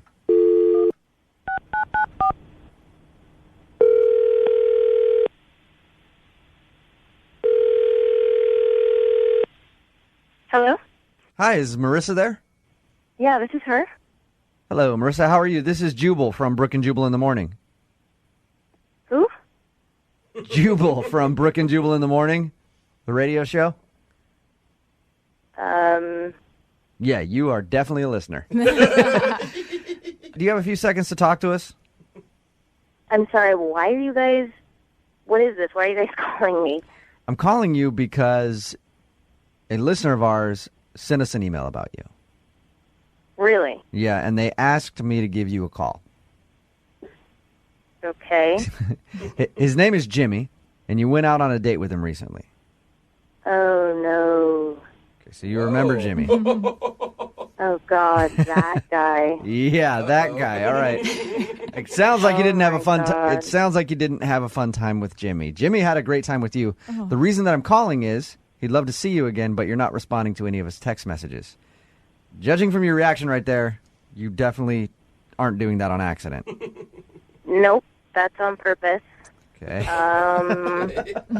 Is there something that Jimmy did to make you not like him? Yeah, I guess you could say that. Is it the fact that he left in the middle of your date to take care of some sort of medical issue that he won't tell us what the medical issue is, but he described your date to us and said that everything went well until that moment where he got up, left, and came back 15 minutes later, and then you seemed kind of cold and upset. He told you all of that? Yep. But he said that he really likes you and would love to see you again. And if he can't see you again, he'd love to know why. Wow. Okay. Do you mind telling us what the issue is? What, his medical issue? Sure, I'd love to know. He won't tell me. Yeah, we're dying. If you want to tell us that, that's fine. No. Well, he never actually told me what the medical condition is, so I can't really help you with that. It's good. He wouldn't Respect the man's privacy. I know, I want to know. He wouldn't tell us either. Is that it, though? I'm assuming that's what happened. I mean, we were having dinner, and I was telling him this story, and all of a sudden, he got really quiet and stopped eating. Okay. And I could kind of tell that he wasn't really listening to my story, you know? Mm-hmm. So he tells me, he's like, so, hey, I haven't told you this, but I have this, like, medical condition, and I need to leave. So I'll be right back. And I was like, okay. And he actually left the restaurant. He walked right out of the restaurant. And I was like, oh, my God, he's ditching me, you know? Yeah, he told us he went outside. But again, he wouldn't tell us what the issue was either. Yeah. So I told my waiter, listen, I'm not dining and dashing, but I'm going to leave my purse right here. My date just left, and I need to go find out where he is. So I went outside, and I was searching just everywhere for him, and then finally went around the corner. There was like this alleyway, and I looked down the alley, and he's sitting there with a homeless guy smoking pot. What? Wait, what? And I don't think he saw me, so I went back into the restaurant. So he took a weed break in the middle of your date. Yeah, and I was just like, this is the rudest thing that anyone's ever done to me. I mean, And he can't was- you wait till later? He was smoking it with some homeless dude? Yeah, he like bummed it from a homeless guy. It's weird. Like, it's almost like if he passed by, the guy was like, oh, man, I can't listen to this date anymore. I got to get outside and smoke with this dude real quick. Is that what it felt like to you? I was shocked. You know, it was the first date, and my date had gone and smoked pot in the middle of it. I felt like I was in the Twilight Zone. I was like, who does that? Yeah. He could have at least invited you, right, Marissa? Oh, come on. Marissa, I've been turned off in the past when a guy has gone out and taken a cigarette break. So, I mean, I can sympathize with you on that. Do you feel like he lied to you? I don't care. Honestly, I just don't care. I just never want to see him again. Marissa, if you could say anything to Jimmy right now, what would you say to him? Stop texting me. Stop texting me. Okay. I would like you now to say that to Jimmy because he's actually on the other line listening. Shut up. Hey, Marissa. Oh, my God. Are you serious? Yeah. How's it going? What are you doing? Jimmy, did you leave your date to go smoke weed with a homeless dude? Okay, I did. Nice. But it is connected to a medical condition, and I didn't want to say anything, but Are you stoned right now, Jimmy? no, not yet. Not yet. Okay. So you smoke medical marijuana for a legit medical reason? Yeah, I have anxiety. Wait. And so that's what happened that night is she was talking to me, and I started to have like a panic attack in the middle of the conversation, and I had to go because I was getting like all sweaty, and I was like, I gotta go. Okay, well, who's the homeless guy that you're smoking it with? How does he fit in? I don't know. He was actually really cool. And he asked what was up, and I gave him a toke, and he was like, you know, dude, what are you doing? You got to get back in there before she walks out on you. And I'm like, oh, my God, you're right.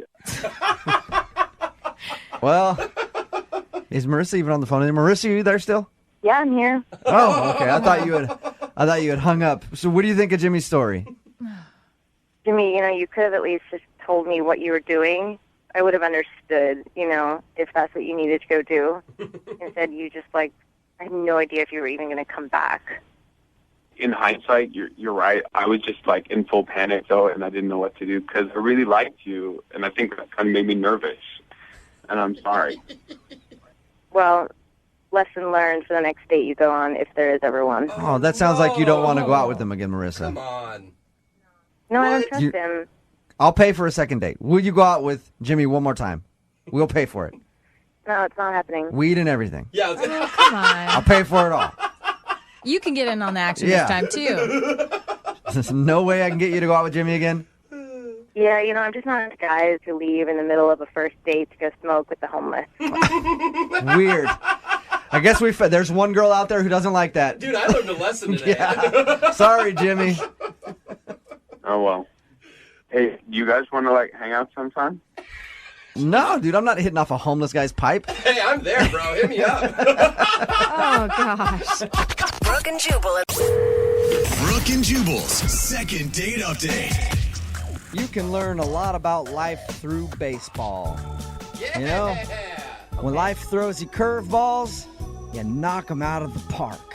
I like Sometimes you step up to the plate, you swing, and you miss, but that's okay. Yeah. Or sometimes you're the pitcher, and sometimes you're the catcher. Either way, you're gonna have a good time. What?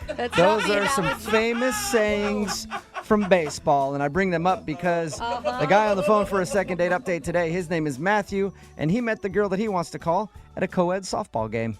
What's up, Matthew? How are you? Hey, I'm doing pretty good. How about you guys? Pretty good. Were you the pitcher or the catcher that day? I mainly bat and, play third base, but...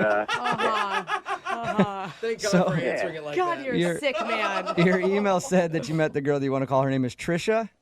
Yeah, she's real sweet. Okay, and it says here you met her at a co-ed softball game. How'd that work? Yeah, she was on the opposite team. Oh, the enemy. Yeah, so that's, a little extra charm as well. Let me guess. She was pitching to you. She struck you out, and then you threatened to fight her. No way, dude. 'Cause That's what. usually how friendly softball games go, Yeah. Jubal. You're right. Right. Yeah. There's a lot that of how- physical violence. Is that how it went down? It was more like when we all went to the bar. Oh. Then you threatened to fight her. There was no fighting. No Thank you. fighting. Just softball. Okay, Just strange. softball. No fighting during the game or afterwards. That's different than any co-ed sports league that I've been involved in. There's always a fight at some point, but Can okay. we move on from Nice. the violence, please? All right, so you met her at the bar. Yes. And had you had your eye on her like all game? Oh, yes. All game for sure. What about her stuck out to you? Oh, I mean, her legs just go on for days, One of those girls with legs all the way up to her butt. Yeah. So hot. So hot. Yeah, we all have She them. was really good at the game, and on top of it all, she seemed like a genuinely cool chick. Awesome. So Okay. how did you approach her at the bar? Oh, I mean, I grabbed her a drink and, said congrats for whooping her ass. And, then we just started talking about how long we had been playing. And then one thing led to another. And I ended up getting her number. And we set a date to go hiking. Sweet. How was the hike? Oh, it was great. She met me where we were going to start out. Nice. What'd you say? Oh, I just said nice. Sorry. I heard you. I was just like, what? It's very nice. She met you there. I'm excited for you. She met you where you're going to start. That's better than meeting you at the end of the trail, I guess. I approve. And she was just as awesome as the first time you met her. Absolutely. Like, she did great on the hike, and we were able to talk. We weren't winded or anything. And, I mean, at the end, like, when we said goodbye, like, I didn't know if, a kiss was feeling out. And, I mean, she was real sweaty. I was real sweaty. Yeah. I didn't know, like, we kind of just had a quick hug, but, like, it was still, like, you felt that connection there. And we made plans for about a week later to go out again. Oh, so you guys had a second date. No, see, like a day before, she texted to cancel. She needed to cancel for some reason, but so I don't know. And now it's like, now I haven't really heard from her, so kind of feel blown off. Have you tried to reschedule that date that you had planned? I mean, yeah, I sent one or two texts just saying, hey, sorry, scheduling didn't work. Is next weekend good? And I didn't really get an answer from any of that. Can I ask, I mean, just looking back at the time you guys spent together between like the softball game and the hiking, Do you think that she also thought of this as a romantic date? Well, I mean, I would hope it would be kind of obvious because I asked for her number. I said I would love to get together. Like, to me, that sends a pretty clear signal of like, hey, I'm interested in you. Right. You know, even if like things go slow or whatever, you know what I'm saying? Right. So how long has it been since you've heard from her? It's been over a week since I talked with her, and she hasn't responded to the 2 texts I sent. Oh, man. Just a sweaty hug at the end of the hike. That's all you got. Yeah, right? All right. Well, we'll play a song, come back, call her, and get your second date update, okay? Thanks, man. All right, hang on. Moving 92.5. Brooke and Jubal in the mornings. Second date update. I gotta say, I'm skeptical of you, Matthew. Am I suspect? Yes, you are. For what? Well, we do a lot of these second date updates, all right? And everything always sounds normal until we get the person on the phone, and then something weird comes out, okay? Now, you said that you met this girl at a co-ed softball game. You went to the bar after, asked for a number, and you guys went on a hike and had a great time, and nothing weird happened. That is all true. Okay. Well, if I call her and I find out that you've been going to all of her games since then, dressed up like... No, buddy. I will be 100% honest with Okay. you. That thought did cross my mind. Okay. But I denied it because I didn't want to be a creeper. All right, good. I I picture you in the stands like an NFL quarterback's mom with her name on your shirt, sitting there like, "Go Trisha, that's my girl." So, oh my God! You promised me you haven't done that. I have not done that. All right. He still doesn't trust you, No, just so you know. Still, I'm a little weary of you. I'm gonna dial the phone number right now though, and get her on the phone and find out why she's not calling you back. Okay? All right.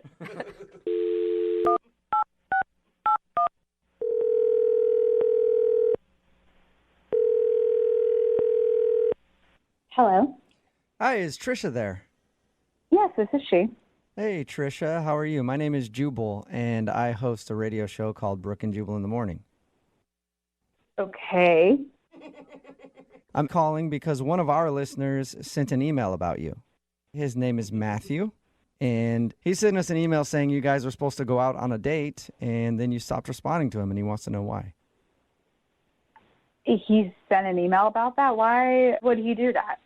Because he liked you and he would like to go out again, but you just stopped talking to him, so he thought maybe we could help him out and figure out the answer. Look, I am not comfortable discussing this. If it's something way too personal, you don't have to tell us, but if it's not, I mean, he wants to know. He liked you a lot. You got to put yourself in his shoes. You know how frustrating it can be if you feel like you connected with somebody and then they drop off. I mean, yeah, I get that. And he's a good guy. I totally got that sense from him. Okay, so if he's a good guy, then why aren't you calling him back? Look, he was really cool. He's just not marriage material. Why is he not marriage material? Did you guys get into that conversation on your first date?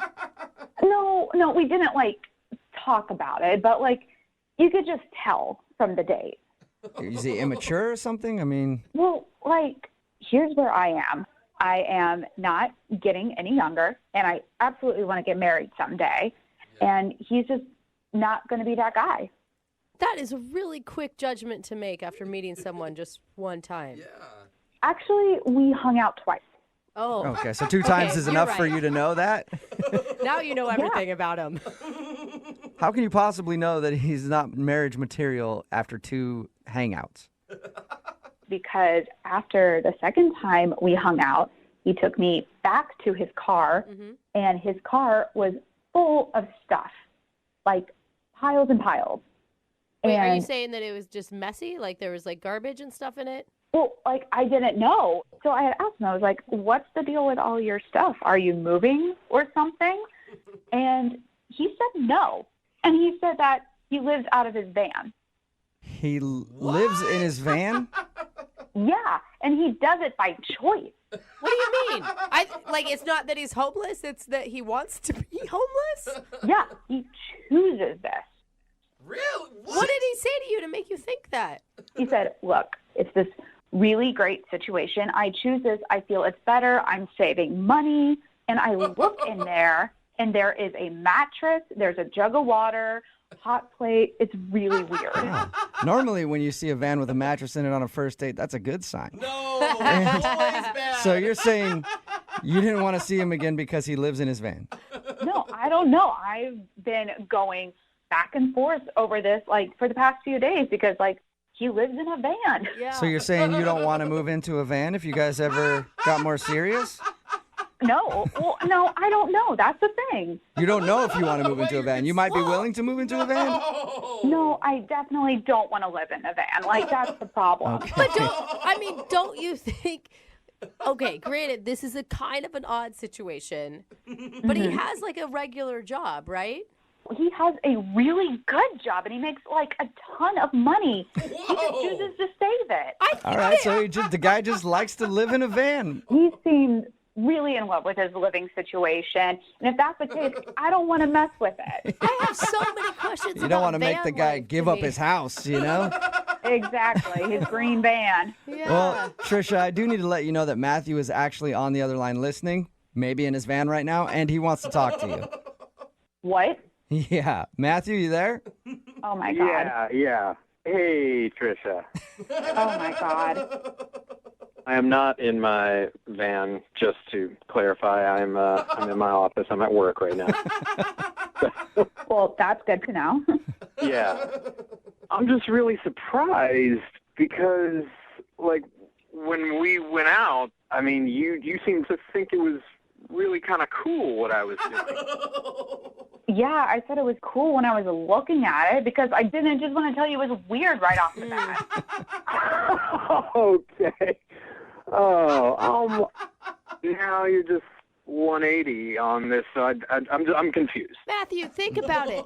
I mean, how could a girl see a van and think, I want to stay the night with him? I'm not sure where I'm going to go to the bathroom if I have to go, but... Just owning a van and living out of it is awesome. I have this freedom that everybody else is dreaming about. I save all this money. It keeps going in the bank when everybody else is spending and going into debt on these houses that they can't afford, and they're never in because they're always at work all day for them. I mean, what's the point of it?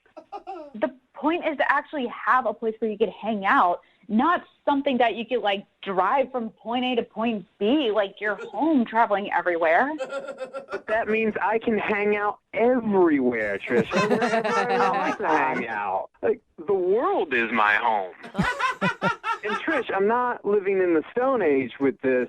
Like, I've got Wi-Fi, you know, I can run things off this generator. Like, I have electricity. I have the basic things that I need and stay connected with the world. I can work remotely if I want to. Like, come on. He's got it all figured out, Trisha. It just sounds weird to me. I never pictured my boyfriend living in a van. On purpose. But it may be fun, Trisha. I mean, it's definitely an adventure. Yeah, that's a word for it. It is an adventure. That's what I've been trying to tell you. I don't know, man. I mean, you have a great personality, and you're a really cool guy, but the whole living in a van thing is just a giant turn off for me. Just give it a weekend, Trisha. Like, pretend you're going on a luxurious camping trip. Give it 2 nights, and I will convince you. I promise.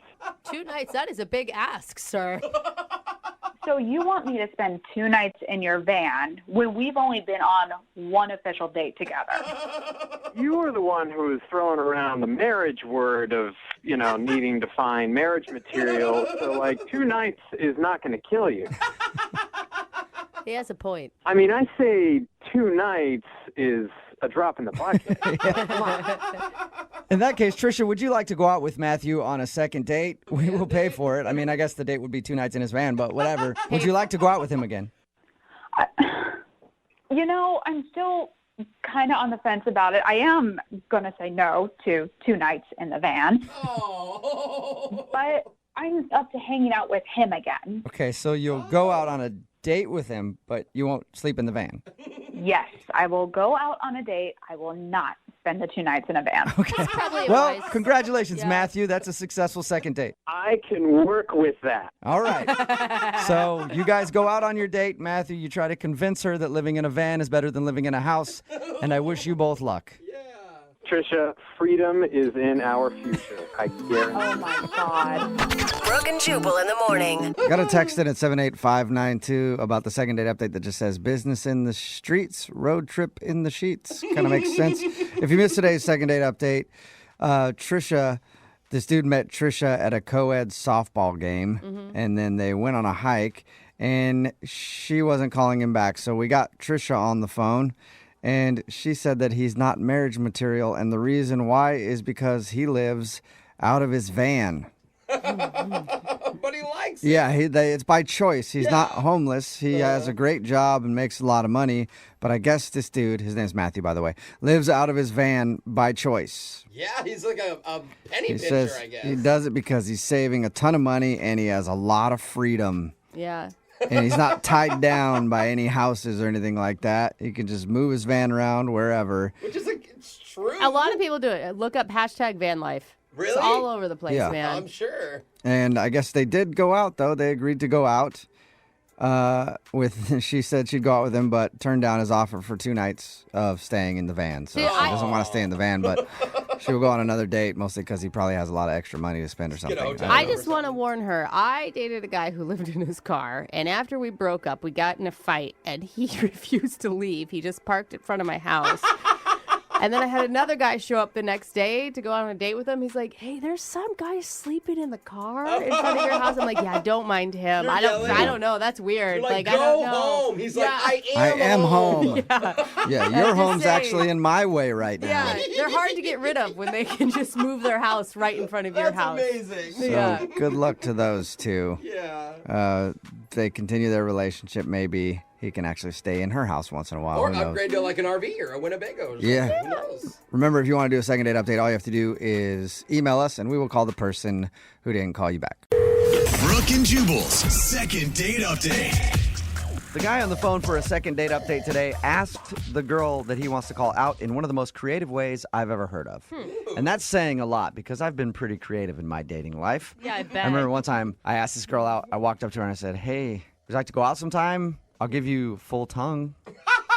That's not creative. And she said no, and we didn't go out. But after looking back at all my years of dating, that was the most creative thing I've ever done. And this guy outdid me by far, which is impressive. Congratulations, Lucas. Oh, thanks a lot, man. Thanks for having me on, guys. No problem. I read your email, and it was very creative how you asked this girl out. First of all, what's her name? Gemma. Gemma. All right. Why don't you tell us a little bit about Gemma? Well, she's really cute. We work together. We do a catering job, and I always wanted to ask her out. It took me forever to actually get the courage up to say anything to her. How long had you been thinking about this? Oh, man, it's been at least 8 months. Oh, that's kind of cute. What'd you like so much about her? She's one of those girls that's kind of cute, but she doesn't know how cute she is, you know? Okay. So she's cute. Very cute. Oh, my God, she's so cute. That's Yeah, cutest. Wow. Okay, so Got that part. what finally made you go, I'm going to ask her out? If you've been thinking about it for 8 months. I mean, it's been 8 months. I just basically looked myself in the mirror, and I was like, you know what? If I don't do it now, I'm never going to do it. Okay. So did you actually do something creative, or did you do something like Jubal described? No, I think I did something pretty creative. Okay. So one night we were working together on this job, and we had all the food set up, and it's right before the event starts. And I said to her, "Will you please look over there, because there's this one special order that I don't want to screw up." Right? So she walks over there. My heart's thumping. She pulls up the lid of the dish, and underneath I had written, "Will you go out with me in spaghetti?" Oh, that's kind of That's cute. creative. You asked a girl out in spaghetti. I've never heard of that before. Right? What was her reaction? Well, I didn't know because I went in the other room and I started working these tables and stuff, and I'm thinking about it the whole time. And she doesn't say anything until the end of the night. We're cleaning up after everybody, and she comes up to me and she's like, "Did you write, 'Will you go out with me in spaghetti?'" And I was nervous because I thought that she didn't like it, but she says, "Did you really mean that?" And I said, "Yeah." So then we made plans to go out. Awesome. Okay. So it did work. Yeah, the spaghetti ask out actually worked. All right. So there's a lesson that a lot of dudes can learn out there. If you're having trouble asking a girl out, use some spaghetti. The spaghetti ask out trick brought to us by Lucas. What'd you guys do on your date when you actually went out? Well, the next night, we're catering a job, And she was actually talking to me a lot, getting a little bit flirty, giving me the eyes. You know how it is. Okay, so she's excited, obviously, about this date. Yeah, things were going great. And then after we're cleaning up, she said, do you want to do something? And I was like, of course. You're like, yeah. Didn't you read my spaghetti letter, you idiot? I'm telling you guys, people underrate the spaghetti. Oh, I dig it, man. So did you guys hang out that night? Yeah. So we finished up the job. I take her out to my car. I was like, well, why don't you come back to my place? I'll make you some food. We'll have some wine, do that kind of thing. And she agreed. So we drive over to my place, and I actually made her, can you guess? Spaghetti, yeah. All right, now it's getting a little old, Lucas. I'm not going to lie. It's a little overkill now. Yeah. Know when the joke should end. She really liked it, though. Okay. Oh, good. And it was good wine because it was from the catering company. Oh. They're not listening in. So you mean you stole the wine? Is that what you're saying? I borrowed, stole, who's keeping track? Right. Okay, so you guys shared spaghetti and some stolen wine from your job. Romantic. Yeah, I guess you could say that. You know that she knows that you stole it from the catering company, right? I mean, she works for the same company. It's not a mystery where the nice bottle of wine came from. Yeah, sure, she knew where it was from, but it's cool. We all do it. It's one of the perks of the job. Yeah, right? Was it also leftover spaghetti that you were serving her from the catering? No, I made the spaghetti that night. Okay, fresh spaghetti, old wine. Got it. So how did the date go, though, when you guys were actually having dinner and stuff? We actually didn't even get to dinner because things started heating up. We started, making out a little bit. Wow, right away. Yeah. But then, a little bit into things, she started getting a little weird. How so? Well, she just kind of pulled back and then started being a little bit distant. And she said that she thought we were going too fast. And I was like, what? Oh, maybe that's not weird. Maybe she just thought you were going too fast. I've never had a girl tell me to slow down before. And then she just says to me, you know what? I don't know if it's best that I stay. Whoa. Wow, okay. And that hit me like a ton of bricks. Did you cry? No, I didn't cry, but, I was upset. I wanted to go over to the spaghetti and write, no, please. I think that's the way you should have just communicated with her the whole time was via spaghetti noodle. So did she leave right after that then? Yeah. We work at the same place. We do all these same jobs together, and it's been incredibly weird. There's this weird vibe going on, and I don't know what to do. I actually feel bad for you. Like 8 months, you're building this night up in your head. It's finally going exactly how you imagined it to, and then everything is apparently falling apart. Thank you. Have you tried to talk to her about this? I've tried. I mean, I try and talk to her at the job. She just walks into the next room. I'm texting her. I'm calling her. And she never responds to anything. And you were respectful when she said she wanted to slow down. You said, yeah, that's fine. That's cool. We can do that. Yeah, and I was totally cool with that. I thought, maybe we are taking things too fast. All right, well, we'll play a song, come back, call her, and get your second date update, okay? All right, thanks a lot, you guys. Yeah, man, hang on. Moving 92.5. Brooke and Jubal in the mornings. Second date update. If you're just joining us for today's second date update, Lucas is on the phone, and he wants to call a girl named Gemma today. They actually started making out 20 minutes in to their first date. Yeah, get it. But now she's not calling him back, and he doesn't know why. And he asked her out in one of the most creative ways I've ever heard. He asked her out with a plate of pasta. Yes.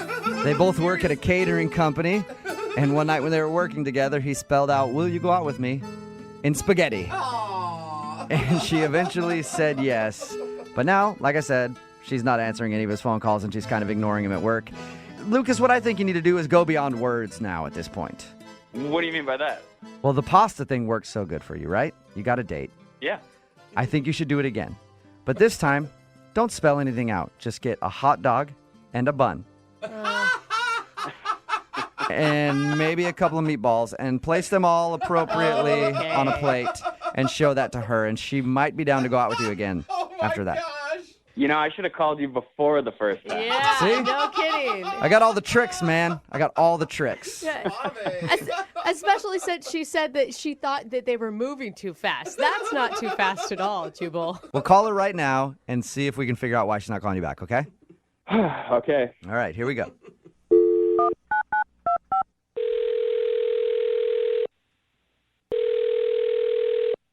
Hello, May I speak to Gemma, please? this is she. Hey, Gemma, how are you? This is Jubal from Brooke and Jubal in the morning.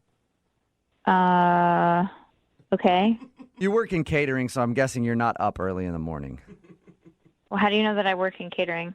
I kind of know a lot more than you think I know about you, Gemma.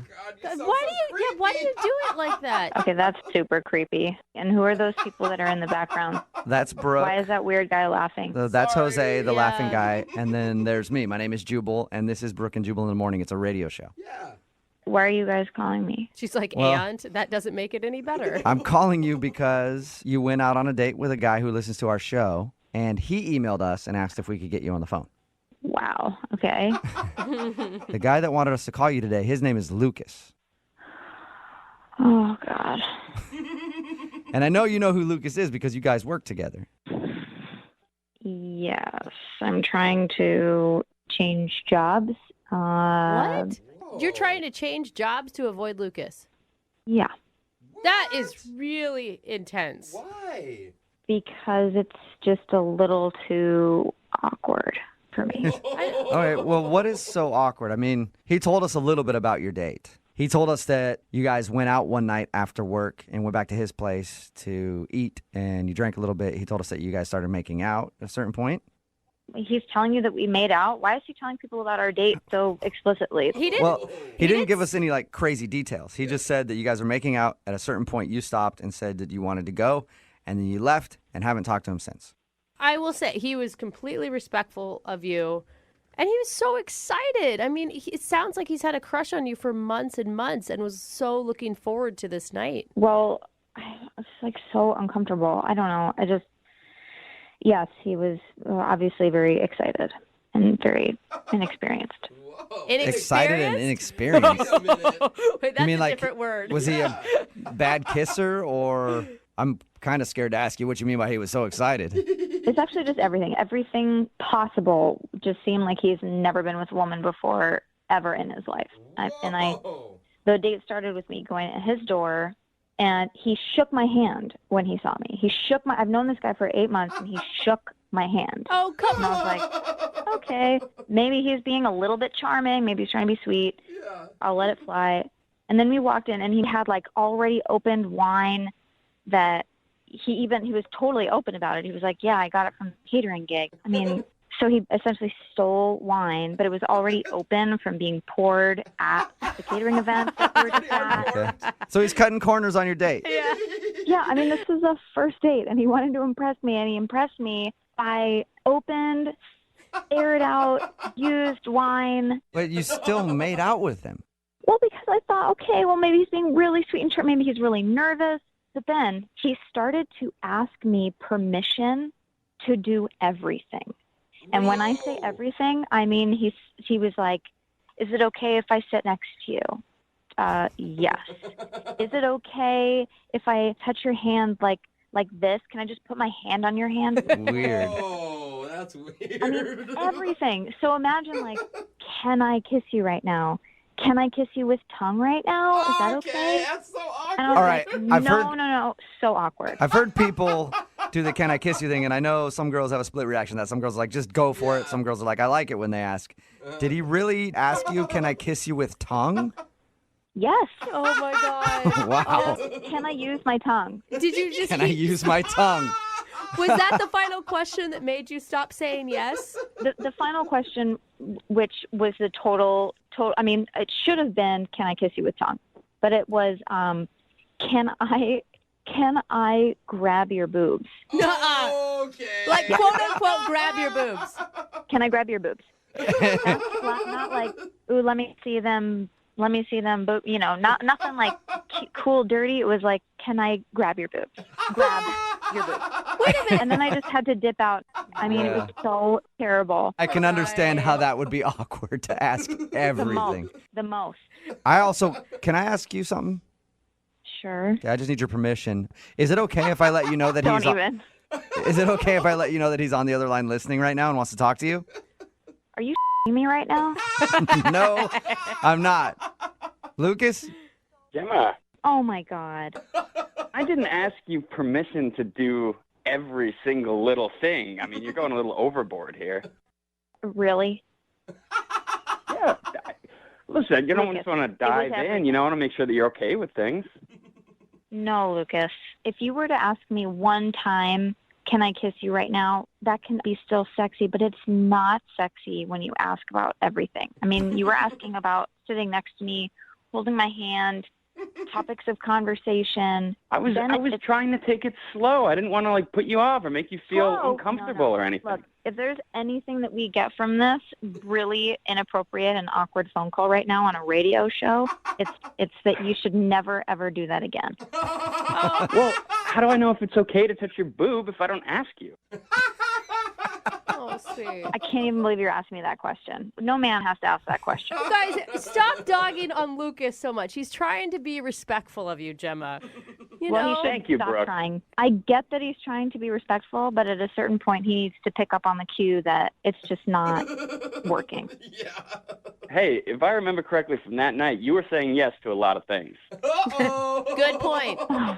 I only said yes because I had already consumed nearly that entire bottle of the open aired out wine that you stole from the catering company, and I was too lit. Oh, and that's a responsible way to behave on a first date? I'm not saying that I was trying to be responsible. That's not my problem. I'm not the one calling into a radio show. Gemma, he You liked could have at least returned my calls. No, it would have been too awkward. I wasn't prepared to talk to you. Gemma, he liked you for 8 months. You're telling me in that entire time that you guys worked together, you didn't have any feelings towards him. Thank And you. you have a Thank wonderful you. personality. You're sweet, but as soon as you were alone with me, it was like the worst date I've ever been. Oh, man. That is harsh, man. He didn't do anything wrong. He was just awkward, for God's sake. She's honest. But imagine like a woman's spark is lit by somebody being manly. At least that's how mine is. And as soon as somebody starts acting like a 12-year-old, I can't do it. Well, you know what you like, I guess. Wow. I wish I never grabbed your boob on that date. I wish you had just asked it. I wish you had just grabbed it. Yeah, well, I think we have a little different memory of that night because you were pretty turned on when I was doing it. Oh, maybe the wine kicked in. I think we definitely have a different memory of that night. Well, Gemma, I would like to ask you a question. Oh, God. Gemma, is it okay if I ask you if you go out on a second date with Lucas because we will pay for it? You know what? No, I got to say no. I'm so sorry. You know, Lucas, I wish you all of the best. I really, really do. I think you're very sweet. My recommendation for you is that you never, just do not ask questions like that again. Just go ahead and go for it. Find that self-confidence within yourself and move forward. Oh my God, it's like You sound like a motivational speaker. It's awesome. Listen, there are plenty of girls who want me, all right? I don't need you. I don't need anything like that. So, Yeah. I hope, have a great one. You're right, Lucas. There are plenty of girls out there who want you. Just ask them. I'm sure they're out there. Brooke and Jubal in the morning. Text in at 78592 says, I don't blame that dude. He was just trying to not be #MeToo'd. Or maybe went a little overboard. If you missed it, I'm talking about today's second date update. This dude, Lucas, wanted to call a girl named Gemma. They went out on a date, and everything was going fine. They even made out like 20 minutes into it. But we called Gemma to find out why she wasn't giving Lucas a call back. And apparently, during their date, he kept asking permission to do everything. Like, can I sit next to you?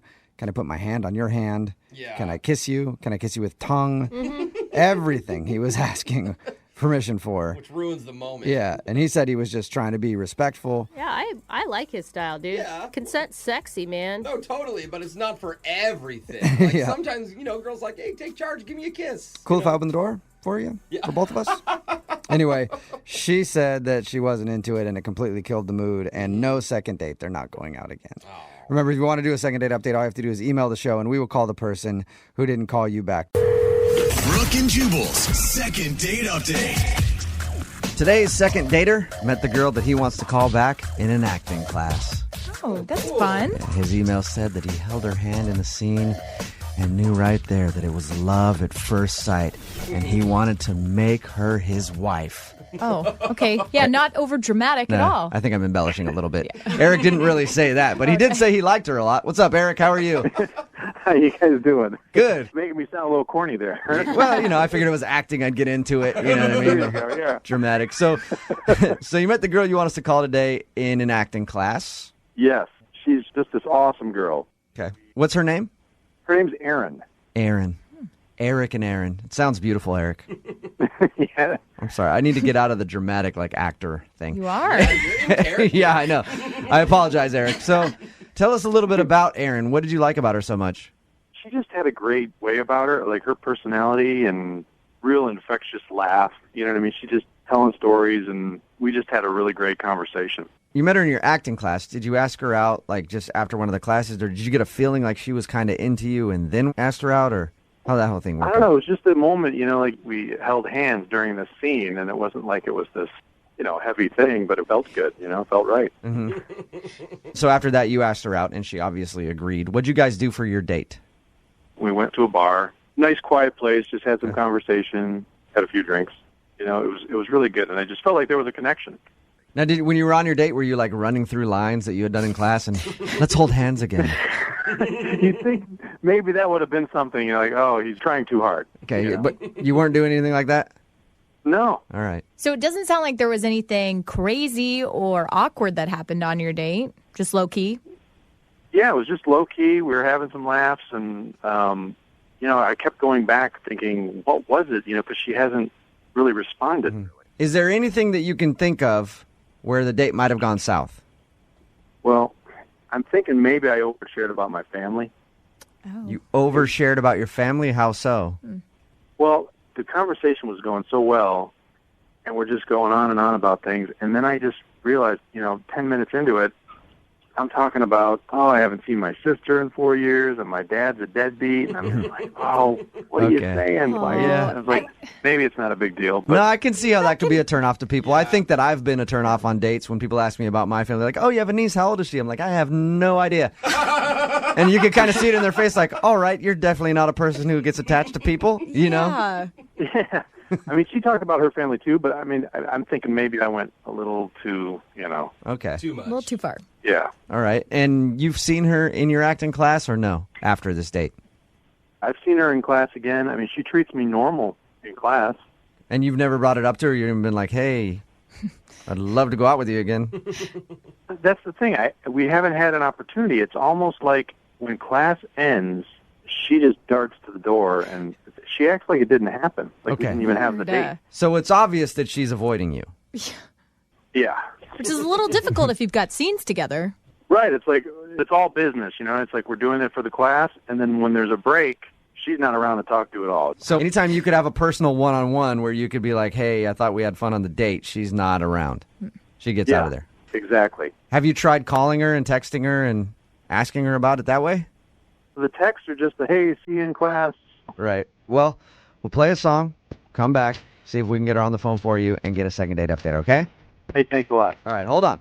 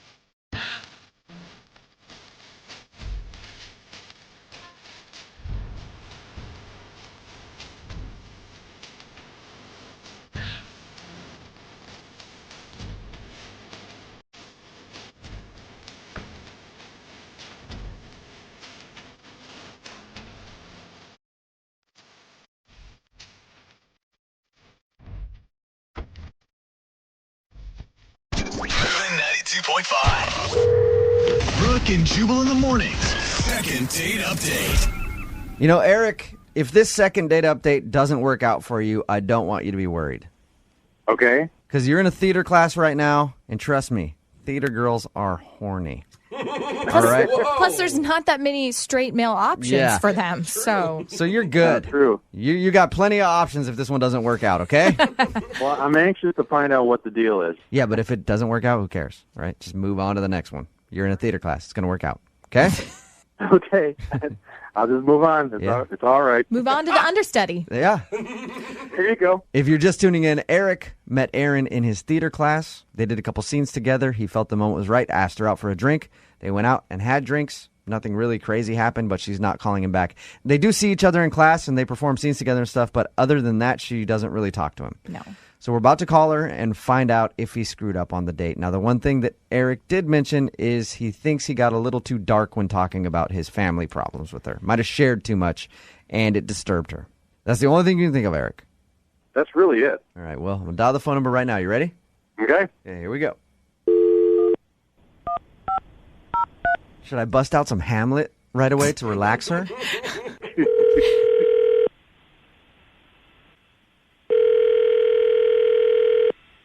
Hello? Hi, may I speak to Erin? This is Erin. Hey, Erin, how are you? This is Jubal from Brooke and Jubal in the morning. Hi. Hi. How are you? What's going on? Not much. Any idea why I might be calling you? No, not really. A guy recently emailed us about you, Erin. Okay, his name is Eric. Oh. So you know Eric. He's in your acting class and everything. Yeah, you know Eric? We do now because he emailed us and asked us to call you. Oh, okay. Do you want to tell us why you don't want to go on a second date with Eric? He has issues. Oh. What? Like, you mean family issues? He told you all that? Yeah, he told us all about your date. He says you guys went out for drinks and had a good time, but he does feel like on your date he may have overshared a little too much information about his family. And that's what I'm assuming you're talking about with issues. No, that wasn't the problem, actually. I mean, it wasn't a turn-on, but it wasn't the issue. It wasn't a turn-on. Tell me more about your bad father. That's awesome. Get out of here. What do you mean he had issues then, Erin? Basically, the biggest turn-off to me is what he did on the date, what he said over and over. What did he say over and over?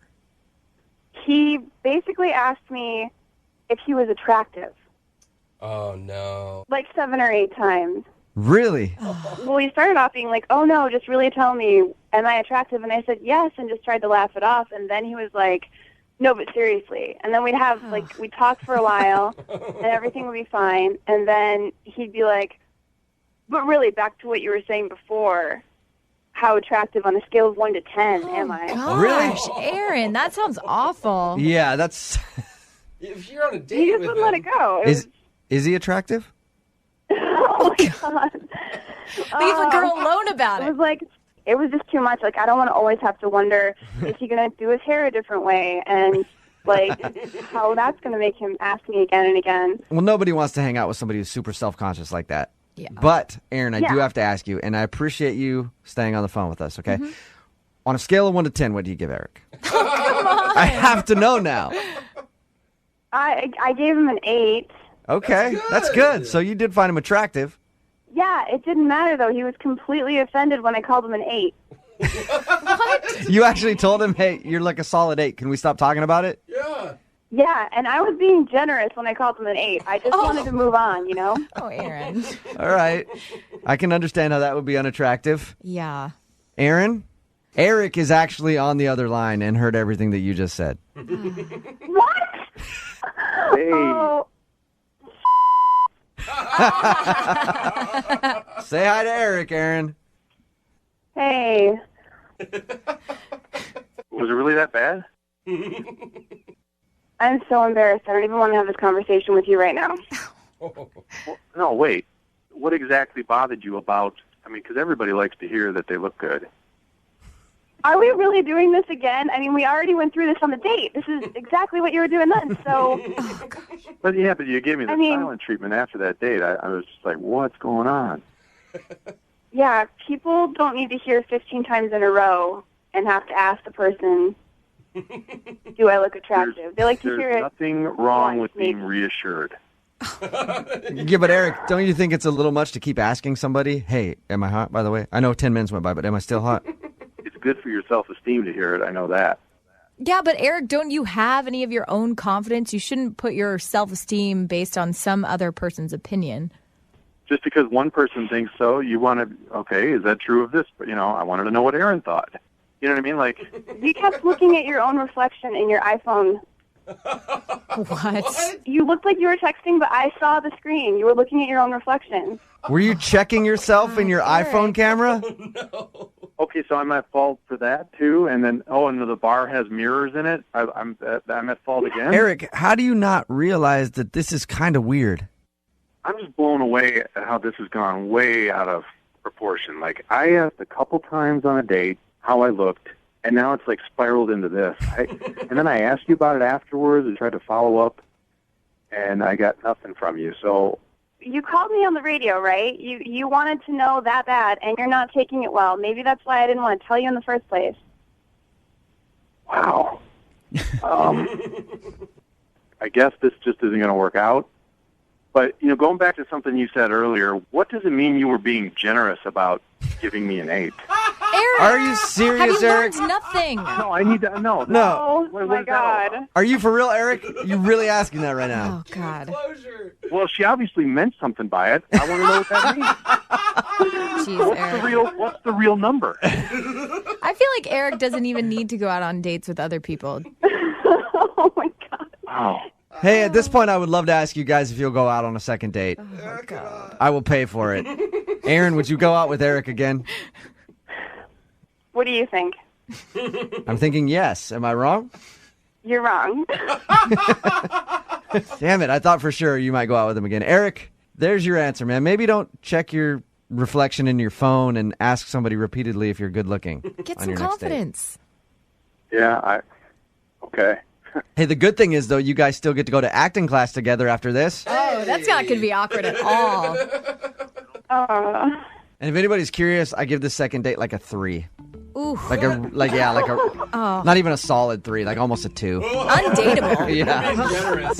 Brooke and Jubal in the morning. When I was reading the email that we got in for today's second date update, it felt like I was reading the script to like a bad, cheesy sitcom. It was like food flying everywhere, people hitting their head on things and giving themselves bodily injuries. Is this like a Three tripping and Stooges? falling? Yeah. At some point, I think there was probably a glass window being moved across a busy street, and they'd go out in the middle, they'd almost get hit by a car, then they'd get back to the curb, and then finally at the end of it, they dropped it and it shattered everywhere. At least from the description of the date in the email, it sounded like crazy hijinks ensued the whole time. Sarah is on the phone.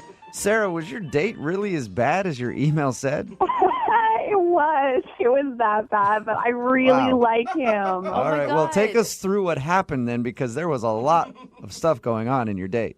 I know. I kind of spazzed out. Basically, I met this guy, Luke, at a party, and we instantly hit it off. Okay.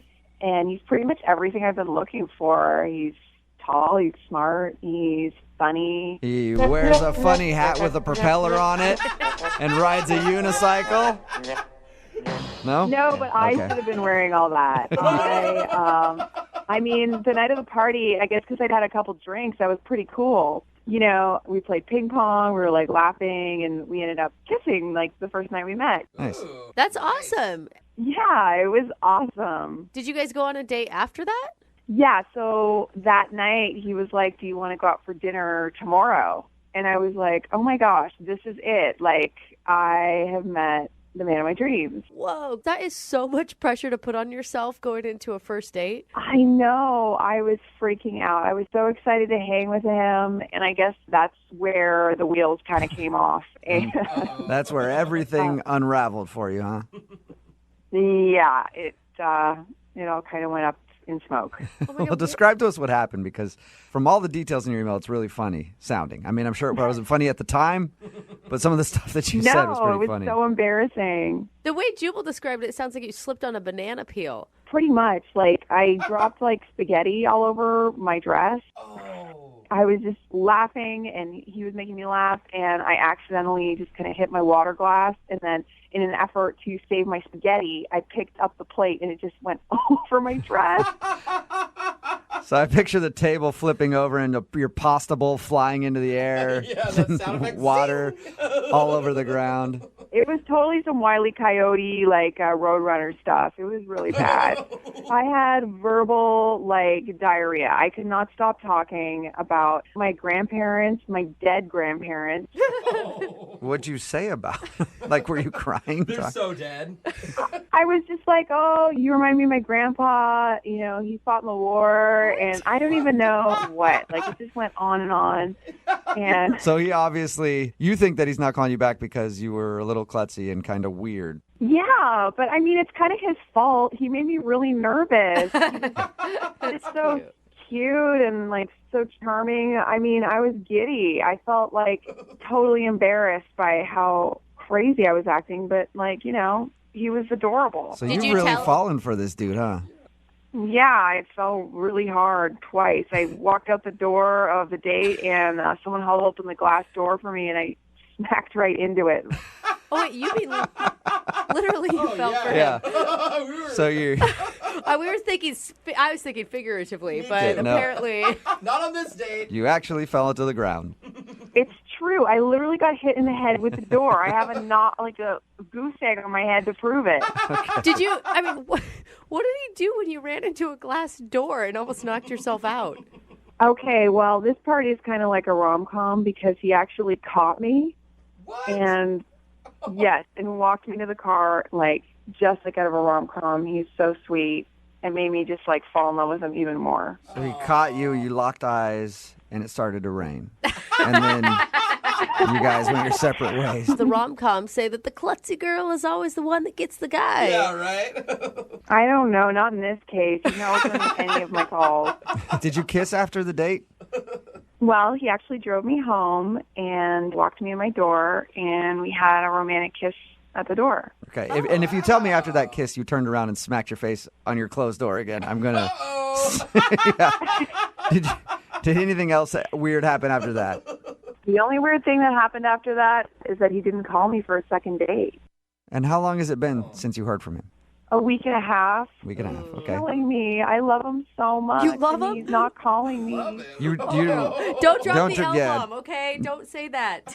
Do you mean that for real you love him, or you're just like kind of being like, oh, I love this guy? His Like, personality. No, I love him. We connect. Like, All right. we had a great time, even though I was a total klutz. okay, well, we'll play a song, come back, and we'll call him and get your second date update, all right? Thank you so much. I need your help so badly. No problem. I've got to get this guy back in my life. All right, well, while you're on hold, try not to, like, hit yourself in the head with the phone repeatedly, okay? Thanks, guys. Yeah, hang on. Moving 92.5. Brooke and Jubal in the mornings. Second date update. If you're just tuning in for the second date update, it can pretty much only be summed up like this. Coming this fall to the CW, Sarah met Luke at a party. They went out and shared some laughs at a restaurant, and then the unthinkable happened. Her Italian dish spilled in her lap, and her water fell to the ground. And then, when leaving the restaurant, she accidentally hit her face on the glass door. That's right. Crazy. Although she got a kiss at the end of the night, she's not getting a call back, and she thinks it's probably because all of the wacky hijinks that ensued on her first date. Today's second date update is called Spaghetti with a Side of Love. Coming this fall to a station near I you. think you need to work on the title. I like it. You like it? I think it could work. Yes, Sarah is on the phone with us today. She wants to call a guy named Luke. She said that her first date with him was just a string of errors, and she thinks she's not getting a call back because he might have thought she was a little klutzy and a little odd, because she also brought up her dead grandparents on the date. Yeah. And in the first segment, Sarah, you said that you love this guy. Yeah, I'm crazy about him. Wow. All right. Can I just some girl advice? Once we talk to him, do not drop the love word again for the rest of this Okay. conversation, okay? We'll see. I don't know if I'll be able to hold back. All right. Oh, girl. Are you ready to make the phone call? Yes. Okay. Here we go. How will these two kooky lovebirds make it work? I'm sorry, the You promo can't for the stop. TV show is just running through my head right now. I can't concentrate.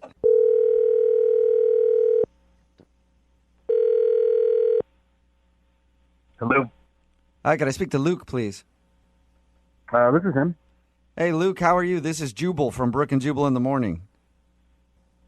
All right. Sorry, a radio show?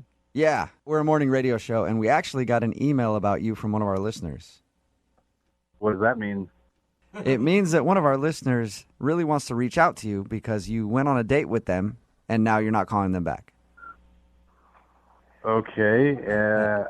May I ask who this person is? Yes, you may. Her name is Sarah, and you guys recently went out on a date to an Italian restaurant, even kissed at the end of the night, but she's been trying to get a hold of you, and you have not been returning her phone calls. Sarah from a party, Sarah? Yeah, she said you guys met at a party before you went out. And then we went out? Is that a question? Yeah, she told us about your date. She said you met at the party and then went out for a nice evening at an Italian restaurant. She thinks that you're not calling her back because she had spilled food at one point and then kind of knocked her head on a door. Is this some sort of weird joke? Why would it No. be a joke? I mean, I met a Sarah at a party not too long ago, but there wasn't a date after that. What do you You didn't go out on a date with a girl named Sarah? No, sir. That's the right guy. Did you kiss? Hang on, let me make sure I got the right guy. So you didn't meet a girl named Sarah at a party and then take her to dinner at an Italian restaurant? I met a girl named Sarah at a party, and we hung out for a little bit, and things were fine at the party, but I haven't actually seen her since the party. Okay. It's confusing because she gave us a timeline of about a week and a half ago. Was this about a week and a half ago? Correct. The party was about a week and a half ago. Did you kiss Sarah, the Sarah that you met at the party? We did kiss at the party. And actually, I mean, since the party, I've tried to get a hold of her, but she hasn't answered the phone or returned any of my calls. I don't know what the hell's going on here. Is there any I'm chance? trying to figure out why we would have bad information. I don't know. So Sarah from the party really called you guys? Yeah, I called them because you won't leave me the alone, Luke. What? Who? Day, night, text. Get the away from me, you stage 5 clinger. What is that? Sarah? Yeah. The Sarah from the party, Sarah? Yeah, the one you won't leave alone because you're stalking me. You're a psychopath. Leave me alone. I don't even know what the going on right now. I don't either. You want to wear my skin. That's what's going on. You're psycho. I thought you loved him. Who is this for real? It's Sarah. I had to commandeer a radio station to get you to off my back. I'm so confused. What? I don't understand what you're saying. Yeah, neither do I, Sarah. Did you make the whole story about your first date with this dude up? From the meatballs spilling on you to hitting the door to the kiss at the end of the night? Yeah, I made it up. What would you do? It's terrifying when you're getting stalked by a psycho killer, man. Oh my god. Psycho killer. Oh my That is. God. Wait, hold Wow, on. is it that bad, Sarah? What is he doing to you? He's calling me day and night, and then I get text messages nonstop. He's emailing me. He Facebooked me. Like, how did he even get my email? Oh my God! It's like being I didn't even do. You gave me your number at the party. I tried to call you. I sent you a couple texts. You maybe get a drink sometime. You wouldn't even respond to my text. Yeah, because you're psycho. Like, he even contacted a friend of mine and started, getting in touch with her and ringing her phone nonstop. And you take the hint. If I'm not getting back to you, I'm not interested. Luke, are you really contacting her on Facebook and email, and you contacted her friend? Is that true? I mean, yeah. I reached out. I emailed her and I reached out on Facebook, but it was after she didn't respond to text or a phone call. So I didn't know what else to do. I mean, I really liked her. I thought that we hit it off pretty good. It wasn't like a psycho thing at all. There's a body bag. It's not this. It's just I just wanted to hang out again. I was just being a little persistent. Oh my God, a little persistent. Persistent isn't calling me night and day, having flowers delivered to my house, emailing me, text messaging me, calling my workplace. You call me at the firm, Sarah, and I've got people. Are you not over exaggerating? Am I not over exaggerating? What is this, Shakespeare? What the is that question mean? Sorry. Get it straight, Yeah, Jubal. you're Okay. angry. Exaggerating. Like, All right, what how is about that? this? What do you mean? I'm not over exaggerating. Now you're telling me how I feel? I'm just asking if you're over exaggerating. That is he really sending flowers to your house and calling your office and all that stuff? Yeah, he's doing all of it. Oh my Yeah. God, that is why do you so think I'm calling you guys? Why do you crazy. think I came up with this elaborate ploy to get him away from me? Oh my god. Dude, what did the text messages say that he's sending you? What does it matter what the text messages even say? I saw a girl at a party. We hit it off. You gave me your phone number, and that's it. Like I was trying to reach out. That's it. And yeah, okay. So I sent you flowers, and that like I wanted you to know that I liked you. I didn't think it was creepy. I was just affectionate. I just wanted to say, hey, thinking about you. That's it. You think it's sweet to give me flowers? How the did you even find out my address? Hey, you don't know what? I'm the one on trial right now. I was trying to do a sweet thing. You call a radio station, you crazy bitch? Hey, Luke. Hey, Luke. You know what, though, man? Like, I got to take her side on this. You shouldn't be sending flowers to somebody's house if you don't know where they live and it's like the first time you met them at a party. Wait a second, man. You're taking her side right now? Yeah. She lied to you. She told you we went on a date at some Italian restaurant? None of that even happened. Yeah, but she won't even respond. She won't even text me back. Yeah, but she said the flower thing and you didn't deny that. And to me, that's a little much. So I get where she's coming from. I wanted her to know that I liked her. I was, hey, thinking about you, sent you some flowers. And if that's a crime, then let me be guilty. You know what? I'm done with you now. Now you know how I feel, and leave me the alone, okay? Hey, Luke, are you still there? What the was that, guy? Hey, That's all I don't know. you, She lied to us and said that you guys went out on a date to get you on the phone, obviously, to tell you to back off. And I think after this conversation, it might be a good idea for you to back off. Back off. That's great. Like back off from the girl who lost her mind and called a radio station just to get me to leave her alone. Yeah, but dude, if you're doing all that, if you're Facebook messaging her friends and texting her day and night and calling her nonstop and sending flowers to an address that she didn't know you had, you can't see her point a little bit. Dude, she never even wrote back to the very first text I sent. I was just reaching out. All she had to do was let me know. Just let me know straight up that she wasn't interested, and I would have backed off. Yeah, but like after a week of not hearing from her, that should be a sign she's not interested. You know what, man? Like, just leave me alone with this. Have fun calling another dude out of his workday and ruining that guy's day. All right, I will have fun.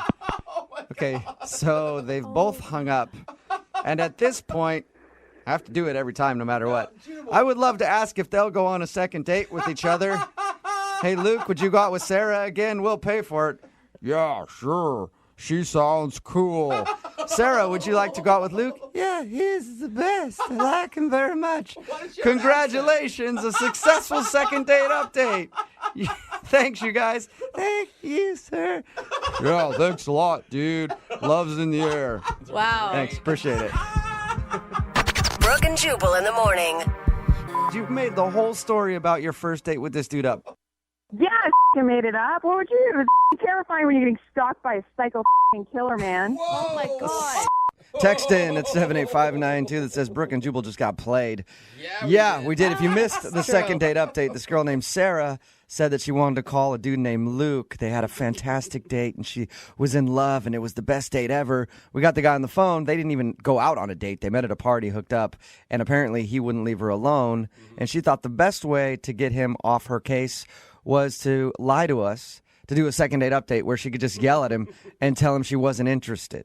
Which is weird because, I mean, we invite all sorts of stalkers onto this show. I don't know why she just couldn't have been truthful from A lot of the people are beginning. texting in at 78592 saying, hey, why couldn't she have just texted him and said she wasn't interested instead of going through all this trouble to do a second date update?